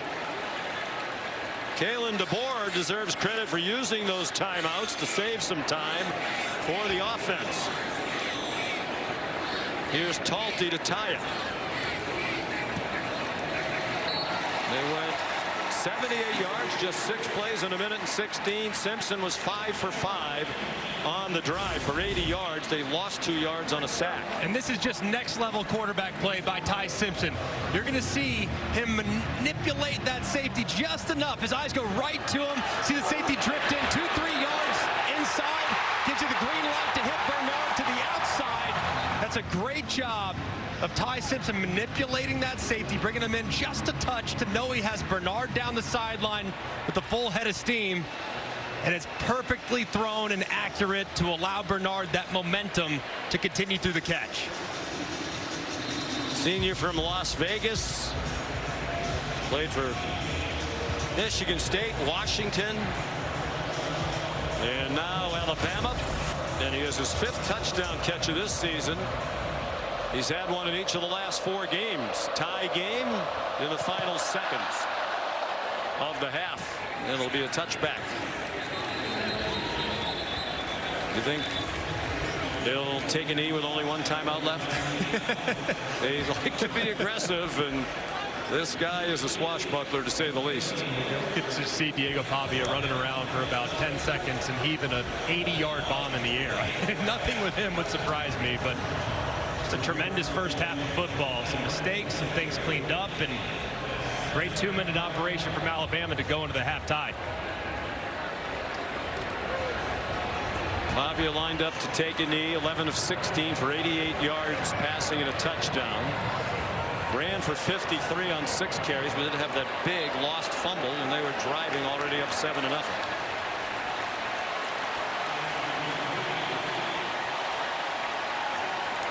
Ty Simpson, 13 out of 18 for 188 and 2 touchdowns. He also threw his first interception of the season, first of his college career.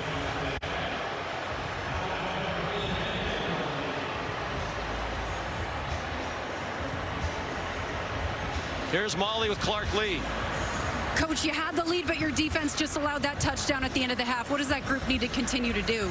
Well, you got to give them credit. They executed on a 2-minute drive. We didn't. I mean, we needed to get pressure on the quarterback and get the ball tackled in bounds, and probably need to tighten up there at the end. But hey, it's a 14-14 game. We get the possession coming out of the half. We're where we need to be. Let's go finish the game out. How'd you like your quarterback Diego Pavia's response to adversity after that fumble?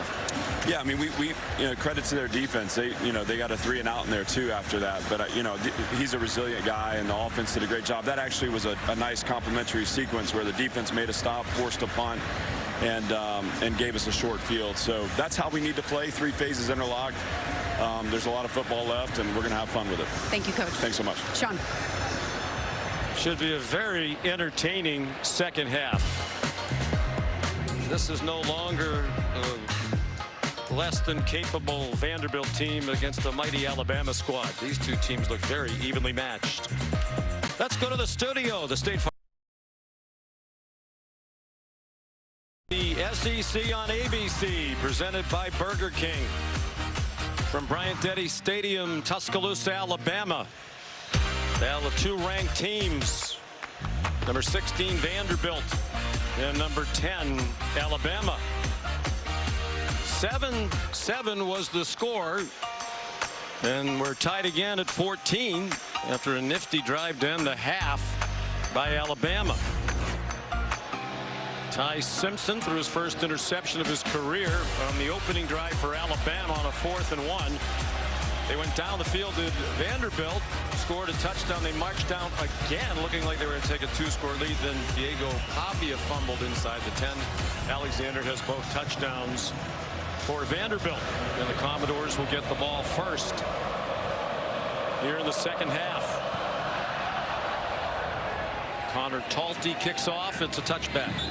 Time now for our all-state good hands play. A couple mistakes and a couple of big moments there in the first half. It started early on a 4th and 1. Kalen DeBoer decides to roll the dice. They call it shot.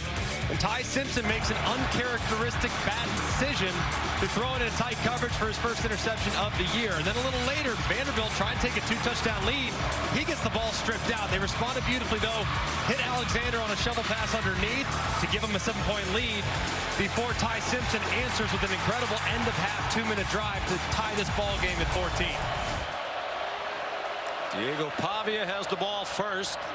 Comes out after the play fake, and a nice throw to Junior Sherrill for a first down, 14 yards. Sean McDonough, Greg McElroy. What do you look for in the second half? I think the big thing for Alabama, the safeties and the secondary players have to be better when it comes to filling run gaps. They got gashed a couple times on the ground, also on the shovel passes, because those safeties weren't in the spots they needed to be. Then for Alabama, they got to get back to running the football a little bit. Vanderbilt made some adjustments up front to take away the run game, had success, which opened up the pass. The pistol with Cedric Alexander, the running back. He got the call, and he gets wrestled down after a pickup of 2. Here's Molly McGrath. Well, Alabama head coach Kalen DeBoer told me he wants his defense to set the tone here by being disciplined and physical. He said they're moving our guys up front at times, and we need to fight back with physicality, not allow some of those explosive runs that we allowed in the first half. And he stressed that defensive tackle James Smith, returning from a first half suspension with fresh legs, will be huge and give his team a confidence boost in the second half of the season. He is not on the field yet. Second down and 8. A touchdown run by Alexander was 65 yards. One of those plays Molly and Kalen were talking about. Sherrill couldn't hang on at the 50-yard line. He was right along the line he needed for the first down. Rare drop by Sherrill, and 3 touchdown catches last week against Utah State, all in the first half. The big one, too, just took that eyes off the ball a little bit there at the end to set up the 3rd and long, and they got a couple times, Bama did, on the shovel pass in the first half. See if Vanderbilt thinks about going to it again. Probably unlikely. You would think the Crimson Tide defensive coaches talk about that. Alexander's the running back. He's now had a receiving and a rushing touchdown in 3 of the last 4 games. They're 3 out of 5 on 3rd down. Pavia wrestled down from behind, short of the first down by about 4 yards. Run down by Kelby Collins. And the punt team will come on for Vanderbilt. That was an excellent job by Alabama's defense. As soon as Diego Pavia takes off as a threat to run, that's when they got to be disciplined in coverage. They stayed true to their coverage identity, stuck with their receivers, and the defensive line makes the play. Great start for Kane Wommack. Second punt for Nick Harborer. Cole Adams tackled immediately at the 11-yard line. 49-yard punt. And the tackle made by C.J. Hurd. So Alabama had the ball in the first half for 18 minutes and 23 seconds. That's longer by 31 seconds than they had it for the entire game last year in Nashville when they were upset by the Commodores. You talked to Kalen DeBoer. He stressed the importance of controlling some of the tempo and not leaving their defense on the field too long. They've done a pretty good job with that with their offensive approach today. Jam Miller, the running back. He had 73 yards rushing in the first half. They faked it to him. Here's Josh Cuevas up and over for a first down.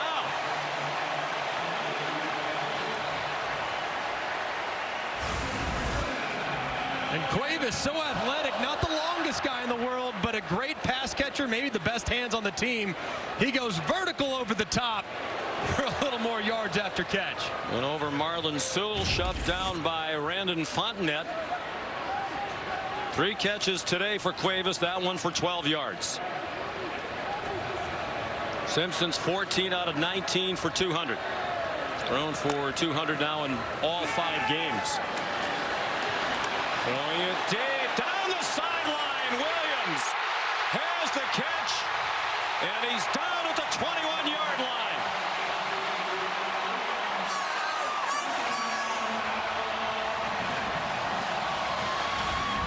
"54 yards." They mark him down at the 22.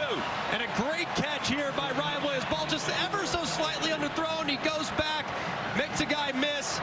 And Ryan Williams, who's taken some criticism throughout this season because of some drops and inconsistencies, answers with a big play.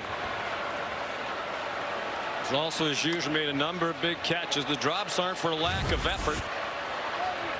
He's always doing extra work with the jugs machine. They've worked with him on keeping his eyes on the ball all the way through the catch. Miller. Tackled by Brian Longwell. I think when it comes to Ryan Williams, too, it's easy to get caught up in some of the low points. But if you just focus on the high points, remember this young man is still a young player. And young guys are going to have some high highs and some low lows.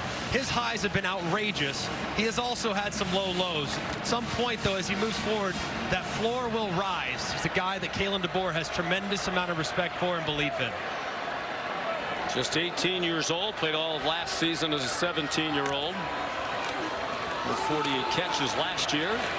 That's 5 today for 98 yards and a touchdown. Jam Miller stopped for no gain.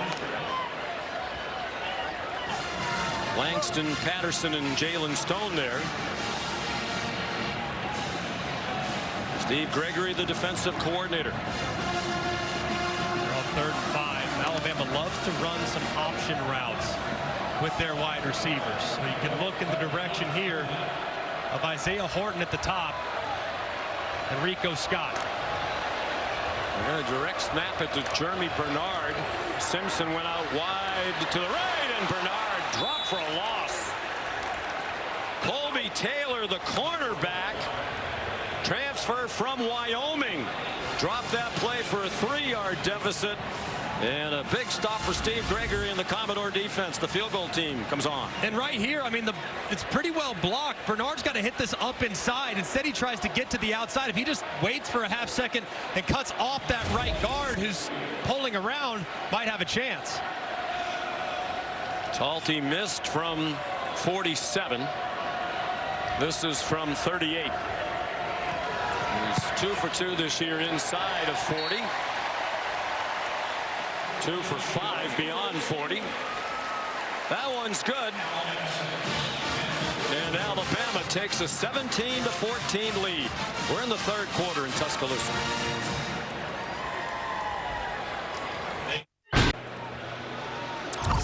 The national championship trophy presented by Dr. Pepper is here in Tuscaloosa today. This Alabama football program has won 18 national championships. The number 10 in the country at 3-1. Vanderbilt is 5-0. Alabama leads for the first time today after the Talty field goal. Connor's kickoff tumbles down in the end zone. Alabama never led in the loss in Nashville to Vandy last year. Vanderbilt got off to a great start after Ty Simpson threw an interception on 4th down and 1. Commodores took it right down the field in 6 plays, 93 yards. They got the ball back, and in 6 plays moved into the red zone again. Diego Pavia the fumble, and they haven't found anywhere near the same rhythm since. No, and it's because Alabama's done a much better job at the 2nd and 3rd level fitting the run. And so far, the Vanderbilt's passing attack has been okay, but it hasn't resulted in a lot of big plays. A.J. Newberry is in at running back in the pistol. Junior from Grand Prairie, Texas, has been coming back from an ACL injury. Play clock at 1. Newberry leading the way for Pavia, who gets 1, and that's it. In that first quarter, they had 12 plays, 161 yards on the touchdown. Since 20 plays for 75 yards for the Vandy offense. The offensive line really isn't moving the line of scrimmage the way they were early on as well. And it's going to be even more difficult here as they progress into the second half with James Smith, the defensive tackle and all SEC caliber player, returning from the targeting suspension. Newberry stays in.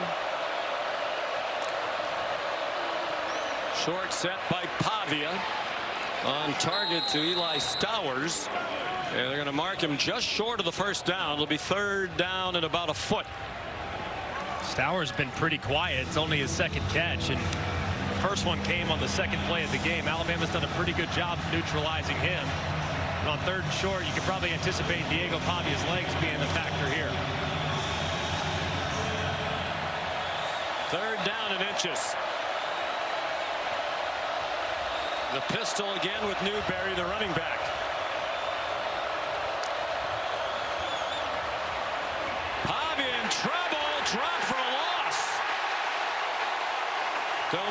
Jackson up from the corner.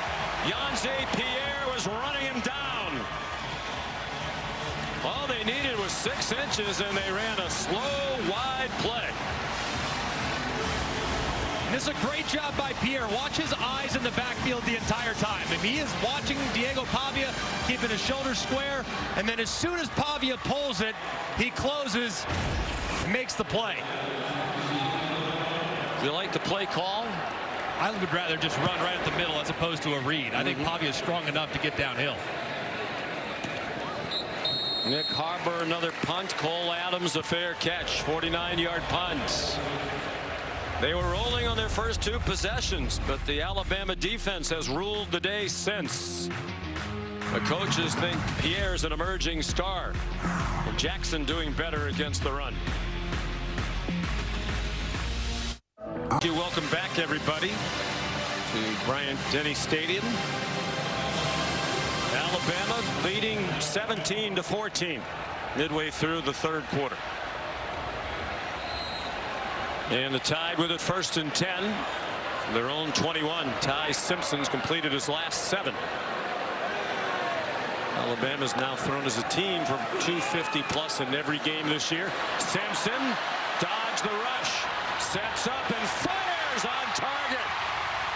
Lazir Brooks to the 49-yard line. 30-yard gain. Again, the athleticism of Simpson making that play happen. Just a great job by Ty Simpson negotiating the rush initially. This is beautiful. Steps up, goes, buys time. But look, he notices that there's a defender out to the outside. So he has to hold up the receiver just a little bit. But to flip his hips, to get that left shoulder around is extremely difficult. First catch of the day for Brooks for 30 yards. True freshman from Millville, New Jersey. Slant doesn't connect with Isaiah Horton.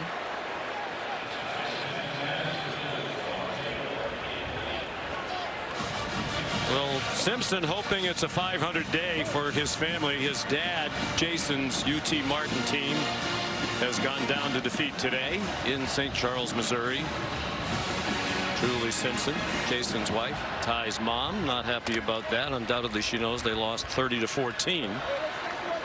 In the how it's strange, so many things tie together. You know who the Lindenwood quarterback is? I'm curious. Who is it? Nate Glantz, who was the young man Jerry Kill was going to offer scholarship to, changed his mind and gave it to Diego Pavia instead. Ty goes to the 49-yard line.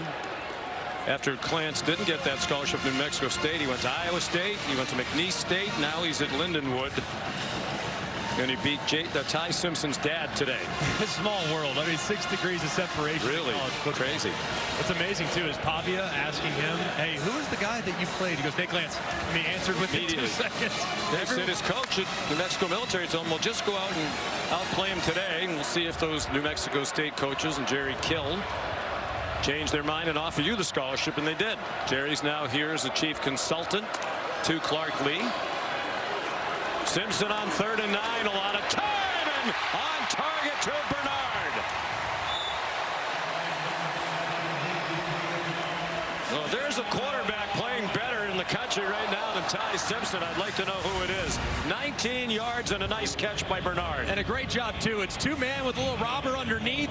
He knows Bernard's a great route runner, and as he tries to attack defenses, he attacks from the inside out. So many college quarterbacks go outside in where they want to win outside the numbers, but Ty Simpson goes right in the teeth and makes a great throw.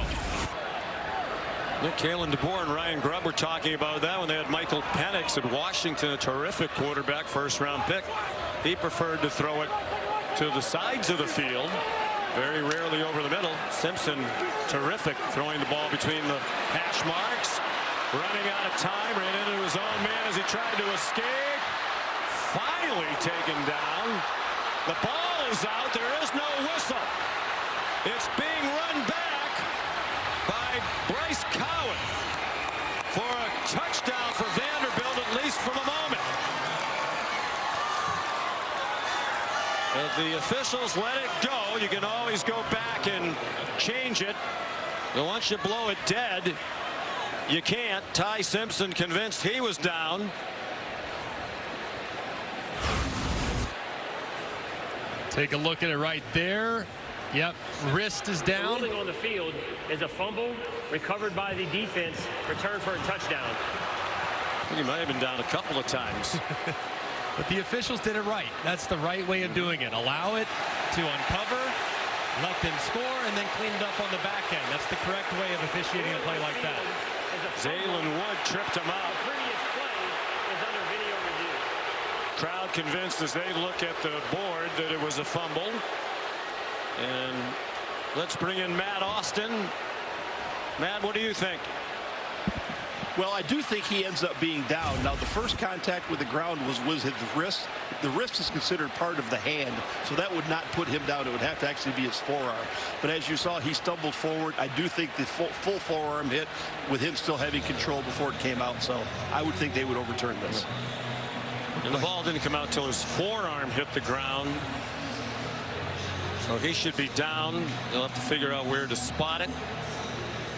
But what a competitor he is.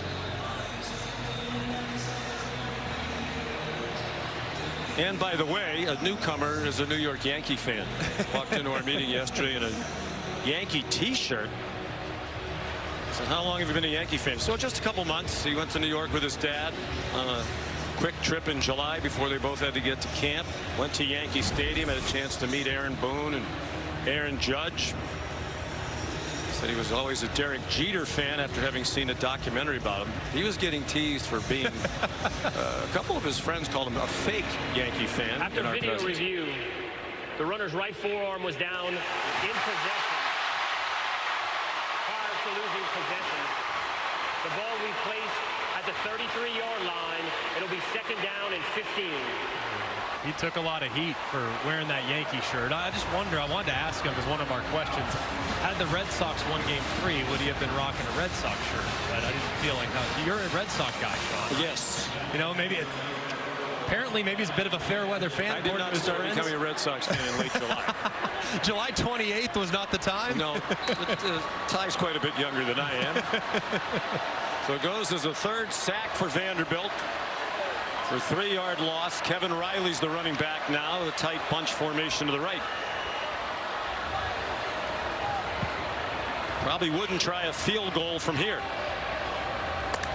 Nearing 4 minutes to go in the third quarter. Simpson on target. Isaiah Horton inside the 25-yard line. Pushing and shoving at the end of the play. Back behind the line of scrimmage. Zaylen Wood and Gino Vandermark being separated. It's a 9-yard gain. Simpson's trying to get them lined up at the 24. They need 6 on this third down. They're giving him a lot of freedom at the line of scrimmage to make checks and adjustments. Probably going to motion Jam Miller back in here, I would assume. Here he comes. It's Kevin Riley. Kevin Riley, excuse me. They like him in the passing game on third down. Vanderbilt showing pressure, so you could beat it potentially with a sprint to the right. Simpson. Riley stayed in the block. Simpson has running room. First down. And a couple of extra yards. He wasn't going to go out of bounds. 13 yards for Ty Simpson. And a great job, too, by Riley. He's engaged with Hurd. The safety off the left edge gets just enough of him to allow Ty Simpson to escape. He knew he had Jeremy Bernard out in front. Instead, he felt like he'd get it with his legs, and he does. They brought a blitz, and Riley's not a big running back, 5'11", 190 pounds. Did his job very well. Jam Miller's back in. Simpson goes under center. Simpson's in trouble. And he's needed to throw that one away. Sacked for the 4th time. This time by Miles Capers. You just can't take that sack. And look, Ty Simpson's done a great job all season of buying time, escaping pressure, getting out of it. But sometimes the defense wins. And at this point, they've won. There's 4 defenders that are in pursuit. You got to throw that one 10 rows up into the stands. Big mistake by Ty. Thrown down by Capers. Corday Sidnor had pressure as well. 10 yards, 4 sacks. Diego Pavia waiting for his turn, hoping they can force a field goal try. That pass batted down. He was trying to get it over the middle to Josh Cuevas, and it was knocked down by Joshua Singh.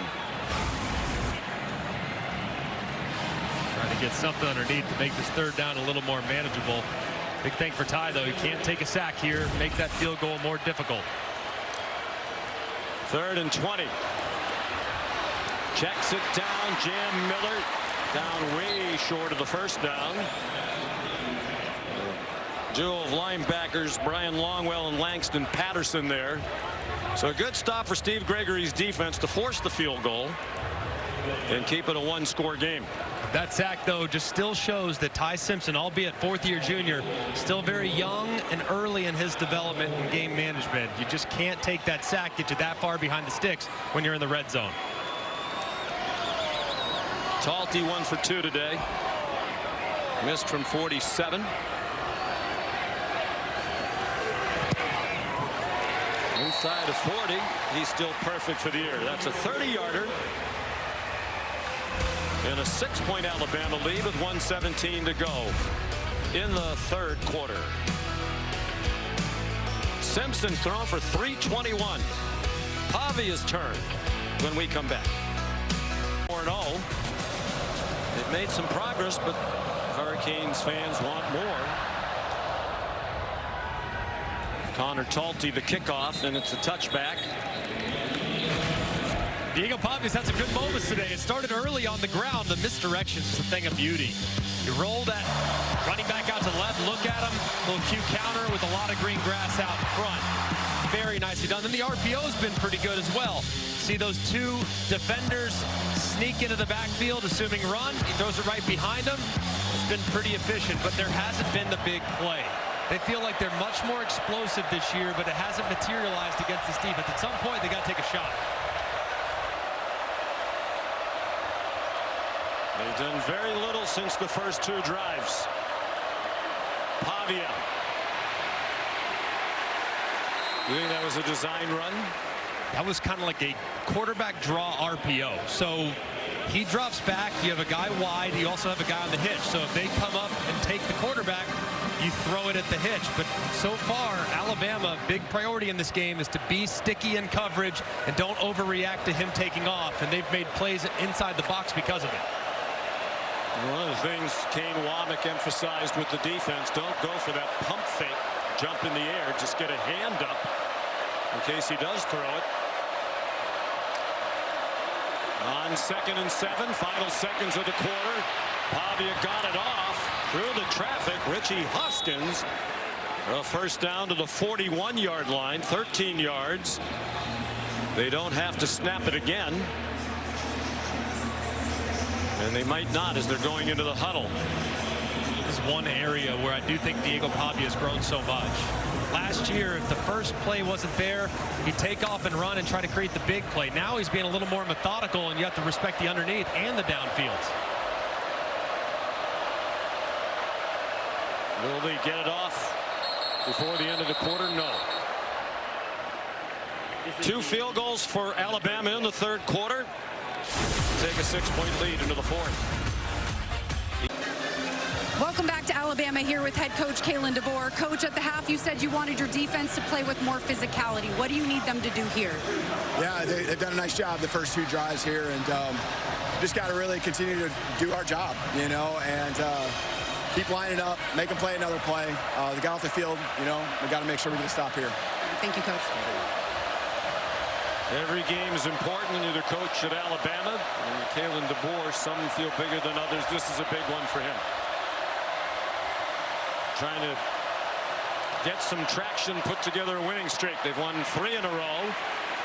A.J. Newberry, the ball carrier, driven back by a host of tacklers, including James Smith. Wonder if there's something wrong with Alexander. He's their best back. Apparently not. He's trotting on now with Eli Stowers. And Stowers, Greg's had a quiet game by his standards. Just 2 catches for 14 yards. They need to get him involved at some point. I mean, he's been well defended by Alabama. He's a huge priority for their defense, knowing where he's at all times. He needs to get some looks, though, on a pivotal drive. Stowers had 6 catches last year for 113, a career high in receiving yards in that win against the Tide. Pavia throws it out wide. Junior Sherrill shoved out short of the marker by John Lee. Gain of 7, 3rd down and 2, a minute into the 4th quarter. Got to be thinking if you're Tim Beck, it's one of 2 people. It's Diego Pavia's legs, but not off read. It's downhill. Or it's Eli Stowers off something underneath. Stowers not being on the game, got to be thinking it's Pavia's legs. Or Alexander behind him in the pistol. 3 out of 7 on 3rd down. They had a disastrous 3rd down moments ago on this 3rd and inches. Pavia after the fake has a receiver wide open. Cole Spence dragged down by Bray Hubbard. Great call by Tim Beck.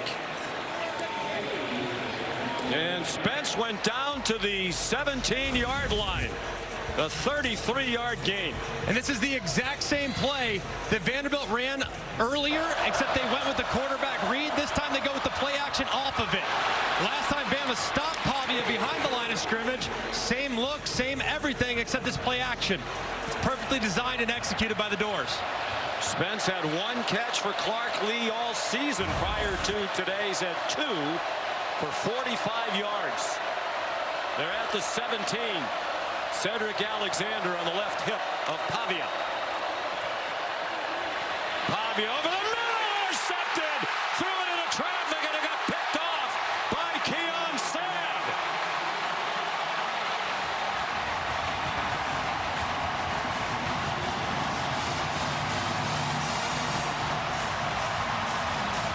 Tim Beck with a stunned look. He hasn't seen Diego Pavia do that very often. Forced it over to the middle. His 2nd turnover in the red zone today. Sabb picked it off and brought it back 11 yards. Alabama the ball in a 6-point lead in the 4th quarter. Diego Pavia, the interception, picked off by Keon Sabb. Both turnovers by Pavia have come in the red zone. Latzia Brooks goes in motion.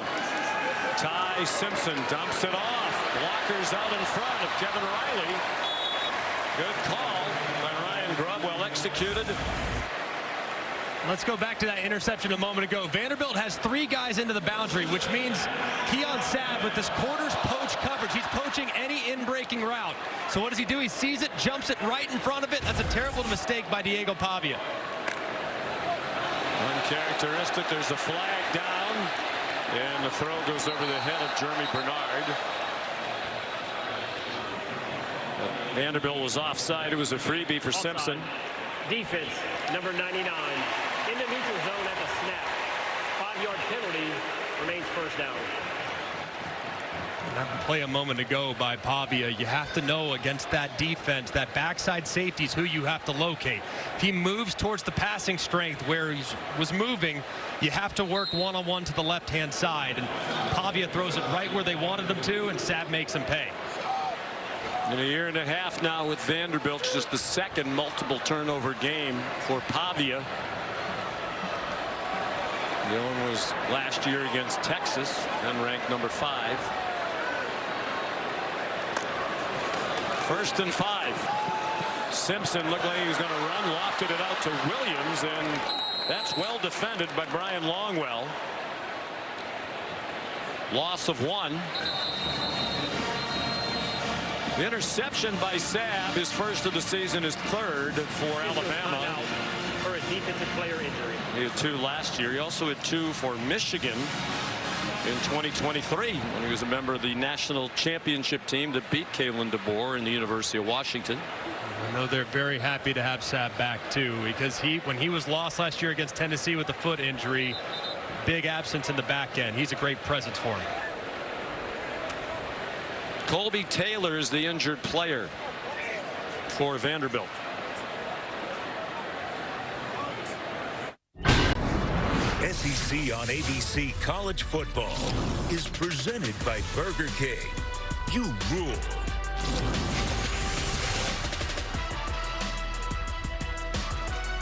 Spirited game.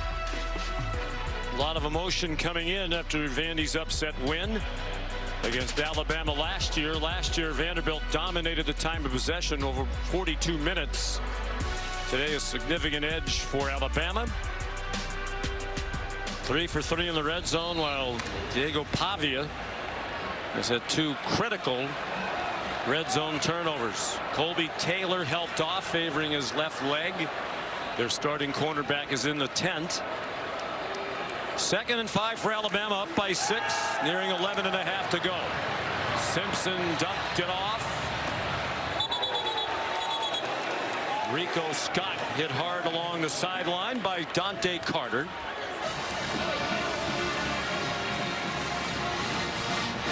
Here comes a very important 3rd down for Simpson in the Tide. 3rd down and 5 after no gain on that play to Scott.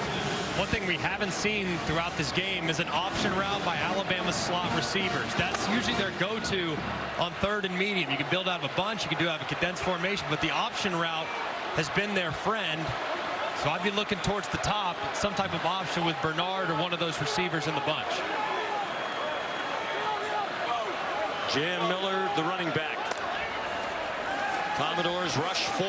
They still flush Simpson. He's running out of room. Dumped it over the middle. 1st down. Isaiah Horton. Again, the ability of Simpson to extend the play, get somebody open, and he found the big target, Horton. He just never gives up on the play. It's poorly protected up front, flushes him into the boundary, but he just gets rid of it before he goes out of bounds. Ty Simpson is growing up before our eyes, man. Jam Miller shot down after a good 1st down run. C.J. Hurd another tackle, 5 yards there. Ty Simpson in his 4th year in the program. The previous 3 as a backup. 1 year to Bryce Young, the last 2 to Jalen Milroe.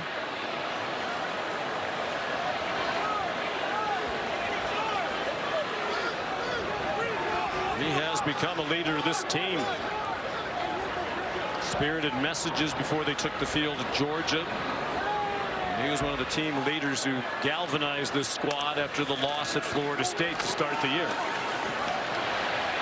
Good job by Miller, able to stay on his feet. And they're going to mark him about a foot short of the 1st down. Another tackle for Jalen Stone, has played very well in the middle of that Vanderbilt defense. Junior from Decatur, Georgia. They're lining up quickly. They put Simpson under center. And he found a crease off left tackle for a 1st down to the Vandy 44. That was a really heads-up play by Ty Simpson. Vandy stopping the QB sneak. Had 3 or 4 guys right inside. So what does Ty do? Sees the bubble to the left over the left tackle. He decided to take that sweet sneak right outside, and it leads to the conversion.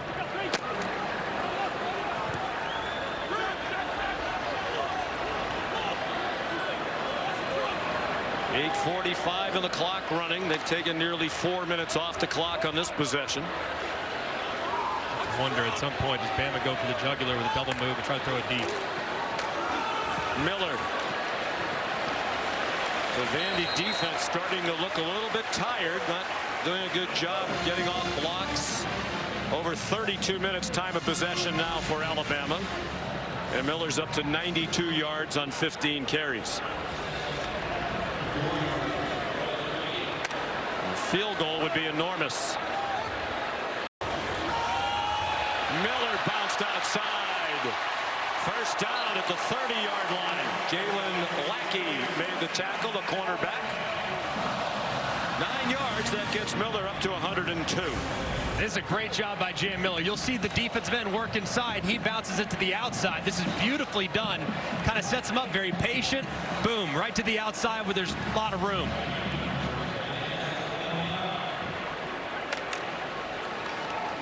His second career 100-yard game.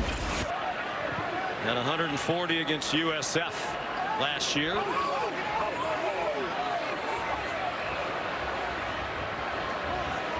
This would be considered fringe of field goal range given Talty's history.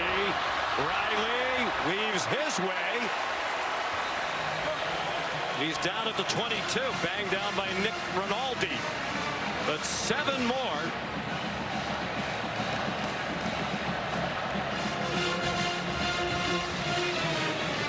This is just a statement drive from Alabama. Just nursing the clock, allowing that offensive line to go to work and trying to take advantage of this depleted or this tired Vanderbilt defensive front.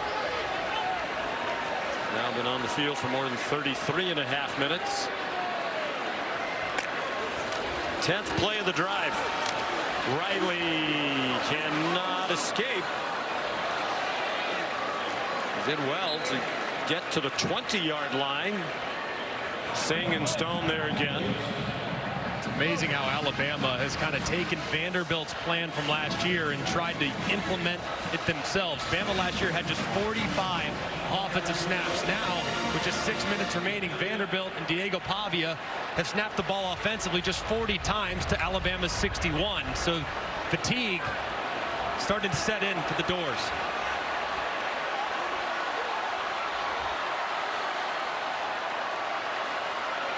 Lots of maneuvering. Simpson runs under center. They give it to Caden Proctor for the first down. The offensive tackle made a catch and bowled people over after it at Georgia last Saturday night. Who wants to tackle 366 pounds? How about the big fella up inside on fullback dive? But look at the big old pocket right there. That right arm up, doing it exactly how he's supposed to. Rolling through it. And finding his way to the first down. You just got to give your big guy a steak at some point, you know? I mean, give him a steak right there. Toting the ball, that's a steak. 6'7", 366. Junior from Des Moines. Miller. Some nifty play calls by Ryan Grubb. And here's a look back at last week's second quarter, final seconds of the quarter. Proctor to the 2-yard line from the 13. They scored a touchdown on the next play. Holly Rowe reported, and part of that was reward for the great job he's done losing weight. That has been a struggle for him, that he's over 9-week span lost significant weight. In some ways, these ball handling plays are his reward. I think it's a real impressive feat too. When you talk with Ryan Grubb, he really applauded Caden Proctor's professional approach, saying it's fun to see a guy go from amateur to professional right before your eyes, and Caden's commitment the last few months have been remarkable. Timeout Vanderbilt. A tremendous drive ongoing for Bama. Terrific freshman year.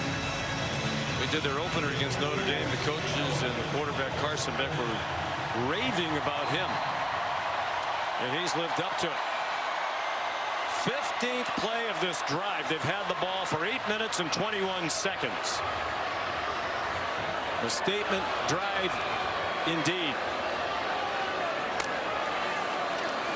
It's a blitz coming after Ty Simpson, and an incomplete pass. Diving attempt made by Ryan Williams.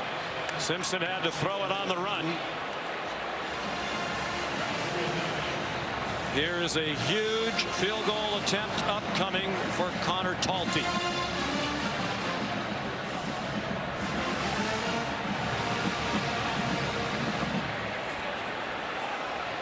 Keep an eye on Emmanuel Davey.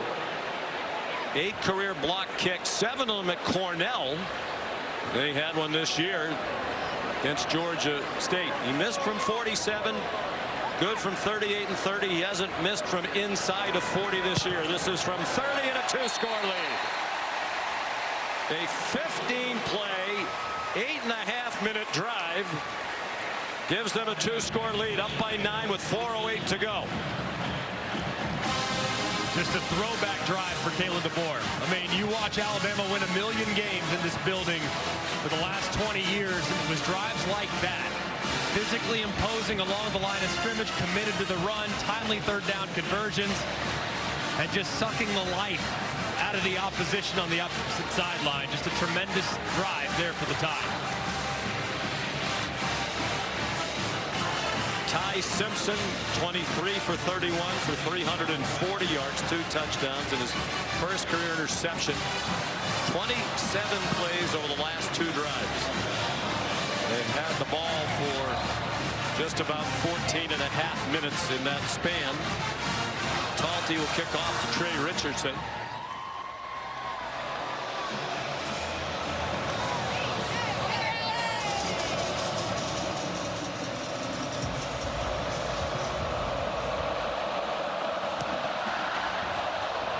Richardson is going to try it from the goal line. Lancia Brooks slowed him down initially, bounced off a second hit as well. Richardson turned the corner and went out at the 35-yard line. Took the kicker, Talty. Flags thrown late by the referee.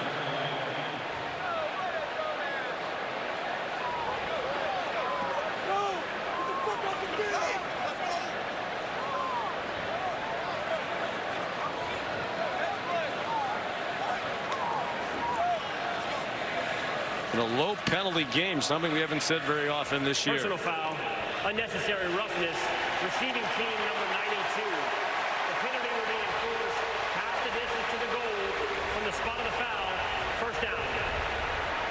And that's a huge penalty. Instead of starting at the 35, down by 2 scores, the ball's coming back inside the 20. Jalen Stone's had a very nice game.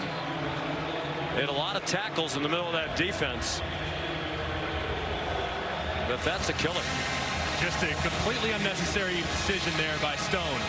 Way behind the play, going out of his way to try to take out an Alabama player, and he costs his team. Just a critical error. 2 timeouts and the 2-minute timeout for Vanderbilt. Alabama's going to lose a timeout on defense. It is there first. Show you exactly what Stone did, and this is him as he's engaged right there. He actually came from way out of the picture and got about a 20-yard head start to create that contact, and it's just completely unnecessary. And Vanderbilt, known for being so disciplined, so well coached, a very uncharacteristic mistake there for a key defender.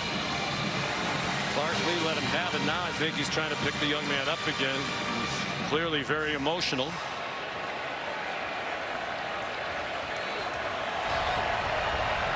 It didn't look like a lot to me. I mean, it did happen when the return man was out of bounds, but looked like there was a little help in selling the call from the Alabama player. So 1st and 10 after the Bama timeout. Pavia had to get rid of it. Intended for Junior Sherrill.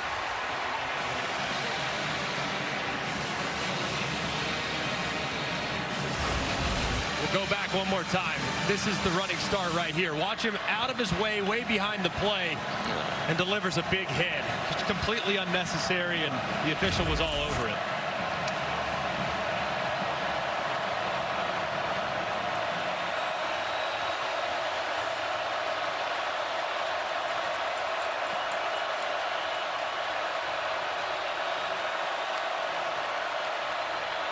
Pavia chased out of the pocket, puts his head down and has, we believe, a first down. He does at the 25. But the clock is running. It's an 11-yard gain. He got him lined up quickly. He had Alexander on a check down, goes to Sherrill instead. But they still haven't made it to the point they would have had it after the kickoff had there not been the penalty. Still 3:19 to go. Still very important for Alabama in coverage. Pavia, they'll let him run. It's still a 2-score game. They need to be very disciplined in coverage and let those pass rushers get home. Don't try to be a hero and uncover and allow the big play over the top. Clock is running. Pavia took his time on that play. Keon Sabb came in a blitz. He grabbed Pavia as he was going to throw it, and it's an incomplete pass. What a quarter for Sabb. He had the big interception in the red zone. And now a pass breakup as Pavia could not get out of his grasp. Just great strength there shown by Sabb. Pavia is so strong, usually can survive that type of grab. But Sabb maintains control and drops the quarterback.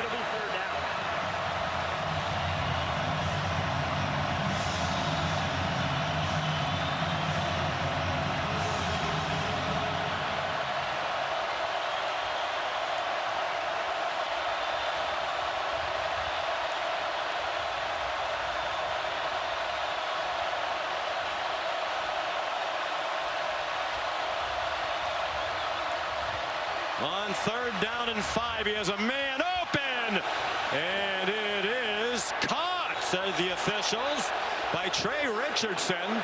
Alabama sideline nearest to it. Thought that bounced in. Pavia is going to get him lined up quickly. That's not a catch. The ruling on the field is a completed catch. The previous play is under video review. It shouldn't take in review. It was pretty. As a matter of fact, you could read Kalen DeBoer's lips. You saw that, saying to the line judge right in front of him, Jeremiah Harris, that was clear as a bell. Very clear, but actually in some ways a bit of a blessing in disguise for Alabama's defense. Now their pass rushers get 30 seconds, 45 seconds to kind of catch their breath, calm down a little bit, and then re-rack for that final push. So I think in this situation, while frustrated it's not called correctly initially, it does actually help Alabama's defensive front some. You saw that. After video review, So did 100,000 others. Ball hit the ground prior to possession. It'll be 4th down and 5 at the 3.5-yard line, and the clock will start on the snap. Diego Pavia, the famous quote during the week, if we play our game, it won't be close. He has not played his game today. 2 red zone turnovers, and that is an instance where he had a receiver wide open on a play they needed to have, and he threw the ball short.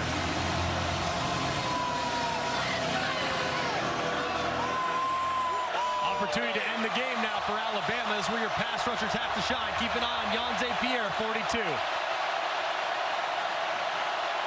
Alexander, the running back. Last chance for Pavia and Vanderbilt. Sabb, another blitz. Diego throws another interception. There is a flag down. Xavier Mincy bringing it back. Then he gets hit out of bounds by Bryce Henderson, the tackle.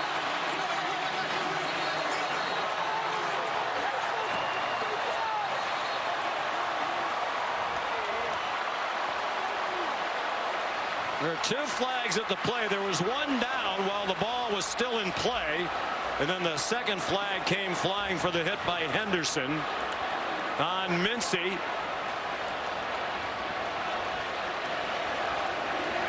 Now, I guess in that instance, Greg, you can't blame Pavia. I mean, it's 4th down. You got to throw it someplace. You have to make a play. Take a chance. There are fouls on each team during the play. Prior to the pass, holding. Defense number 14. That 10-yard penalty will be enforced from the previous spot and includes a 1st down. After the play, personal foul, unnecessary roughness, passing team number 55. The 15-yard penalty will be enforced after enforcing the defensive hold. 1st down, Vanderbilt.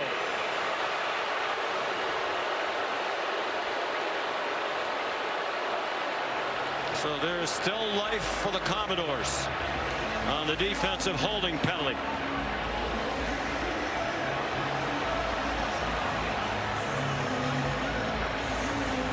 I think they might have called the wrong number because it looked like it might have been Mincy who was the one that ultimately made the play. It looked like might have grabbed the jersey as the receiver was trying to break free, but in return, the late hit backs Vandy up again.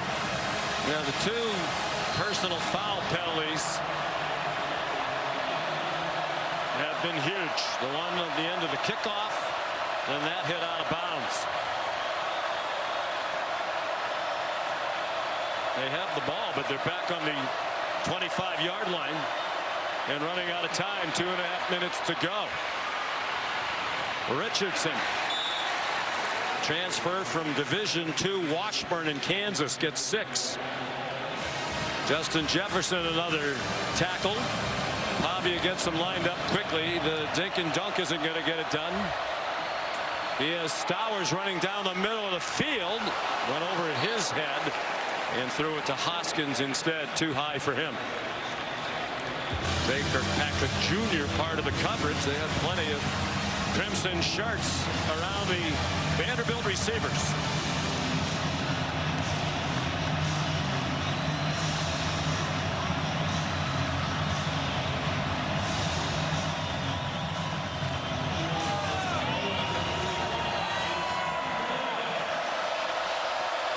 Third down and 4 with Alexander behind Pavia, now to his right hip.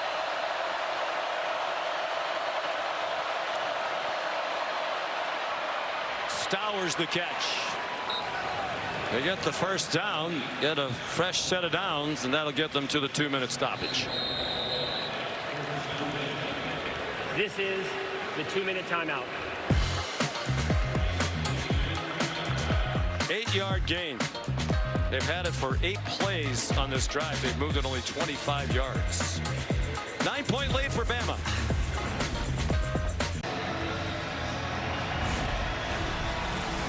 You're watching the SEC on ABC. The big number today, the 36-22 time of possession for Alabama. That was under 18 minutes in the loss to Vandy last year in Nashville. 1st and 10 Vanderbilt, down by 9 with 2 minutes to go from their own 39. Pavia taken down by Justin Jefferson.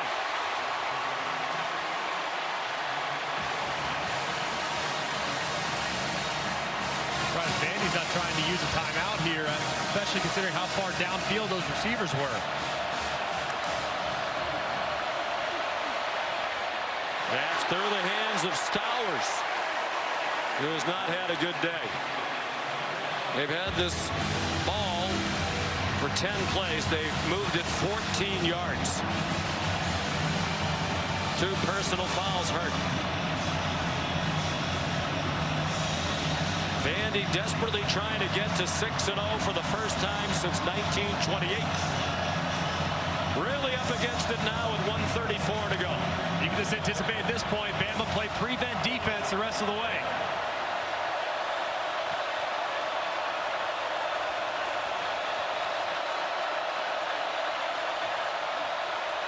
Third down, 21. Pavia throws on the run, and it's broken up and almost intercepted by Zabian Brown. Looked like Brown was going to secure it, but Richardson does a great job throwing a shoulder in there to dislodge the football.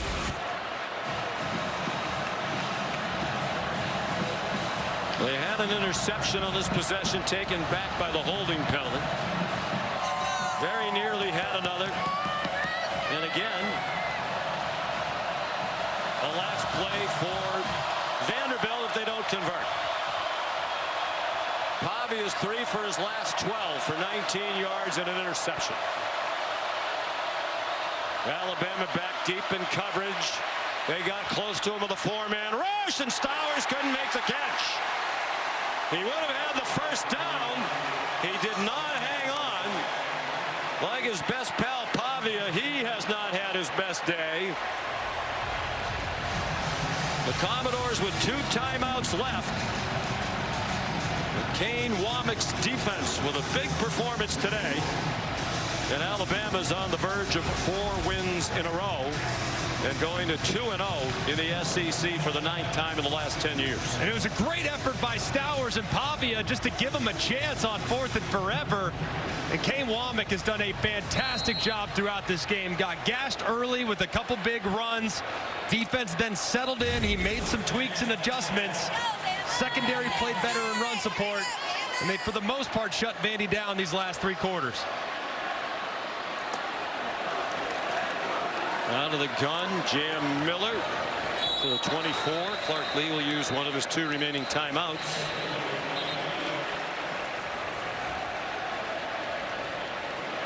Timeout, Vanderbilt. The reality has set in on the Vanderbilt sideline. Here are the Capital One college football rankings entering today. Coming up as soon as we're finished here, on to Tallahassee at the bottom of the hour for Miami and Florida State. That game is now over at the Coliseum. Penn State has lost 42-37. So back-to-back losses. Alabama will move ahead of them. Texas is also trailing at Florida. Johnny Manziel with some advice for Diego Pavia. And they were okay with him being brash and saying what he said, but you have to back it up. He didn't back it up today. No, he didn't. Did not have his best stuff whatsoever. That young man's a warrior. Fully expect him to bounce back in a big way, but to beat the Tide in Tuscaloosa, you have to be at your best, and he wasn't. Jam Miller. Vandy will use its last timeout. Well, he was backing it up at the beginning of the game. They went on a 93-yard drive, led 7-0. They were driving again on their second possession. They were in the red zone, but he fumbled, and that's really when the game turned. Threw an interception later to Keon Sabb. 19 of 33 for 183. 1 interception, 1 fumble lost. He threw a touchdown. He rushed for 58. Well, he's a terrific player. They had a really good team. I think if he played better, the result might have been different. 100%. This is a good football team. And I know today people draw conclusions, but this is a team that was up to the test, and they deserve some credit. They made some critical mistakes, and Alabama deserves tons of credit for forcing them to make those mistakes. Justin Jefferson ripping that ball out, Keon Sabb making a big pick with the back against the wall. Bama made the plays, Vandy didn't, but this Vandy team's not going anywhere under Clark Lee. They'll be a tough out for everybody all year.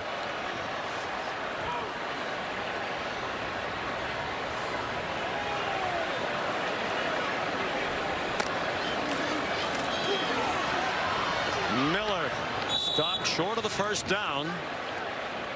I would think you go for this. You wouldn't risk a field goal, risk a block. Even if you don't get it, you're still up by 2 scores. They have no timeouts. They're going to have no time on the clock. So the offense is going to stay out there. Well, you live here. You played here. What's the temperature now of Kalen DeBoer? I think people are starting to see the fruits of the team's labor. And I think they're starting to see, hey, is a team that can go and compete and play with anybody. And I think since the Florida State game, which was a rude awakening for everybody, the response has been tremendous. The edge that you've referenced throughout the show, Sean, has been tremendous as well. And they have an inspired team with a great leader and a great coach and a quarterback that's playing as well as anybody in college football right now. Well, Ty Simpson said, and we asked him, does it bother you and your teammates, the heat that Kalen DeBoer is getting? He said, well, it would have happened to anybody who replaced Nick Saban. He said people doubt him because he's not Coach Saban. People are doubting us, and we really have just tried to block it all out. We're playing for each other and for ourselves. And I think back to what the great Bill Parcells used to say all the time, you are what your record says you are. If this stays in the win column, Kalen DeBoer as a head coach is going to be 117 wins and 17 losses. Even more impressively, his performances against AP ranked teams. Well, he's going to go to 13-2, which is the best winning percentage of all time in ranked against ranked matchups. And one of those losses was the national championship to an incredible Michigan team, and another was at Fresno. The guy can flat out coach ball. He sure can. And he's a great person, and he's going to have a touchdown from Jam Miller.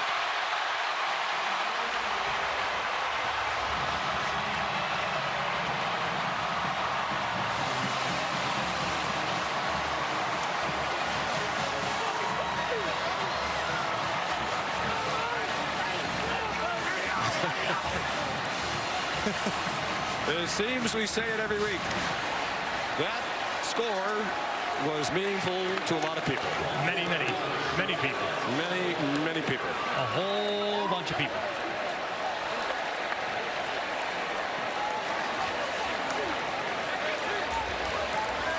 What a day for Jam Miller. With that touchdown, he's at 136 yards, just 4 shy of his career high.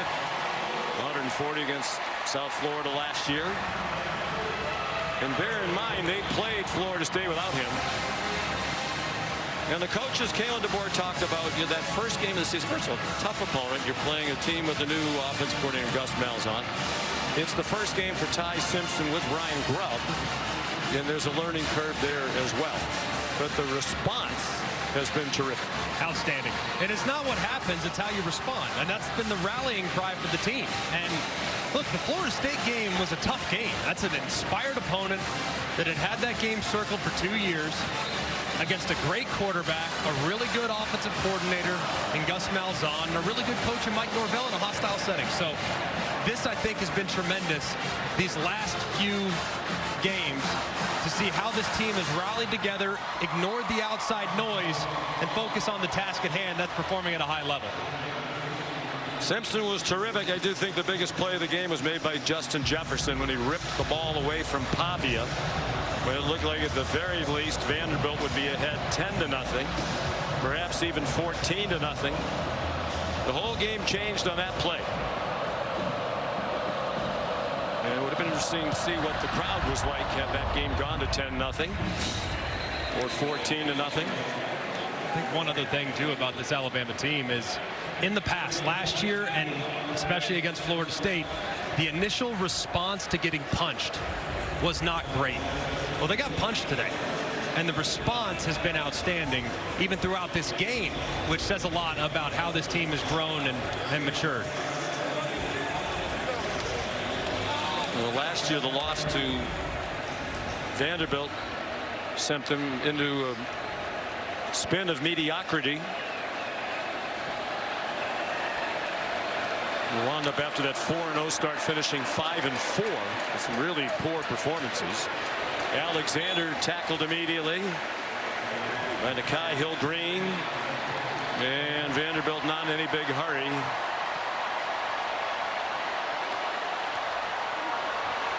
Last play, barring a penalty, Pavia on target. Bryson Coleman swung down, and that's it. Ty Simpson and the Crimson Tide now 5-1 against ranked opponents under Kalen DeBoer. They've won 4 in a row since the opening loss at Florida State.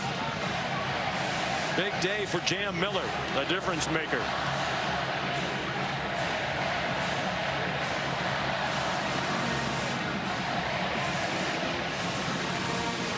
You know, we talk about Pavia saying what he said.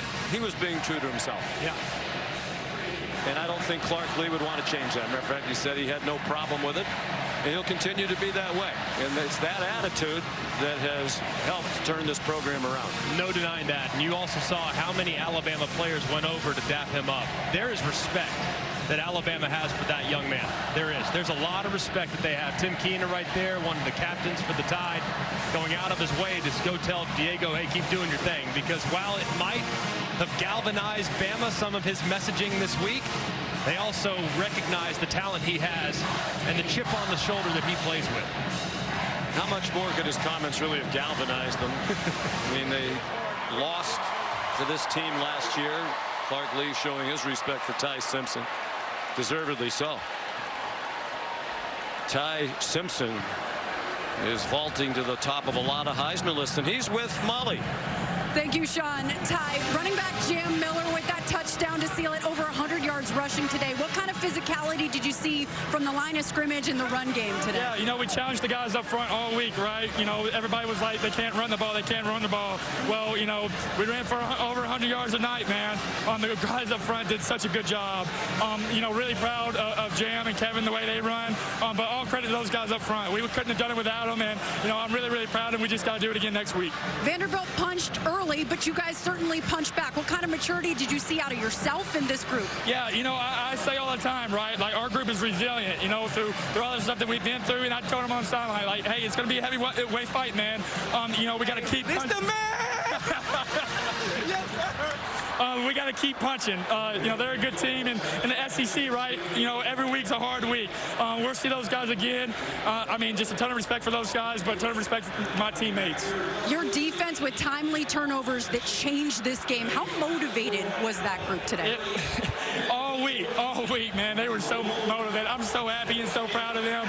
You know, Coach Womack did such a good job on the defensive staff. D-Law and Tim Keenan, hey, appreciate it, man. Appreciate it. Thanks. You know, they challenged them all week. You know, we told them, like, last week or last year, right, you know, is gone, but it's never forgotten. We knew how, you know, we came, but we're going to make sure that, you know, that doesn't happen again. Congrats on the win. Thank you. God bless. Sean.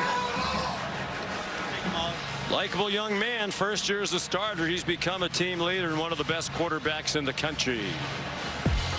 Alabama starting to look like Alabama again. 486 yards of offense, big plays by the defense. It started well for Clark Lee, but Jefferson's strip turned the game around. Final score, Alabama 30, Vanderbilt 14. For Greg McElroy, Molly McGrath, Sean McDonough. So long from Tuscaloosa. Let's send you to the studio. Here's Kevin. Sean, thank you.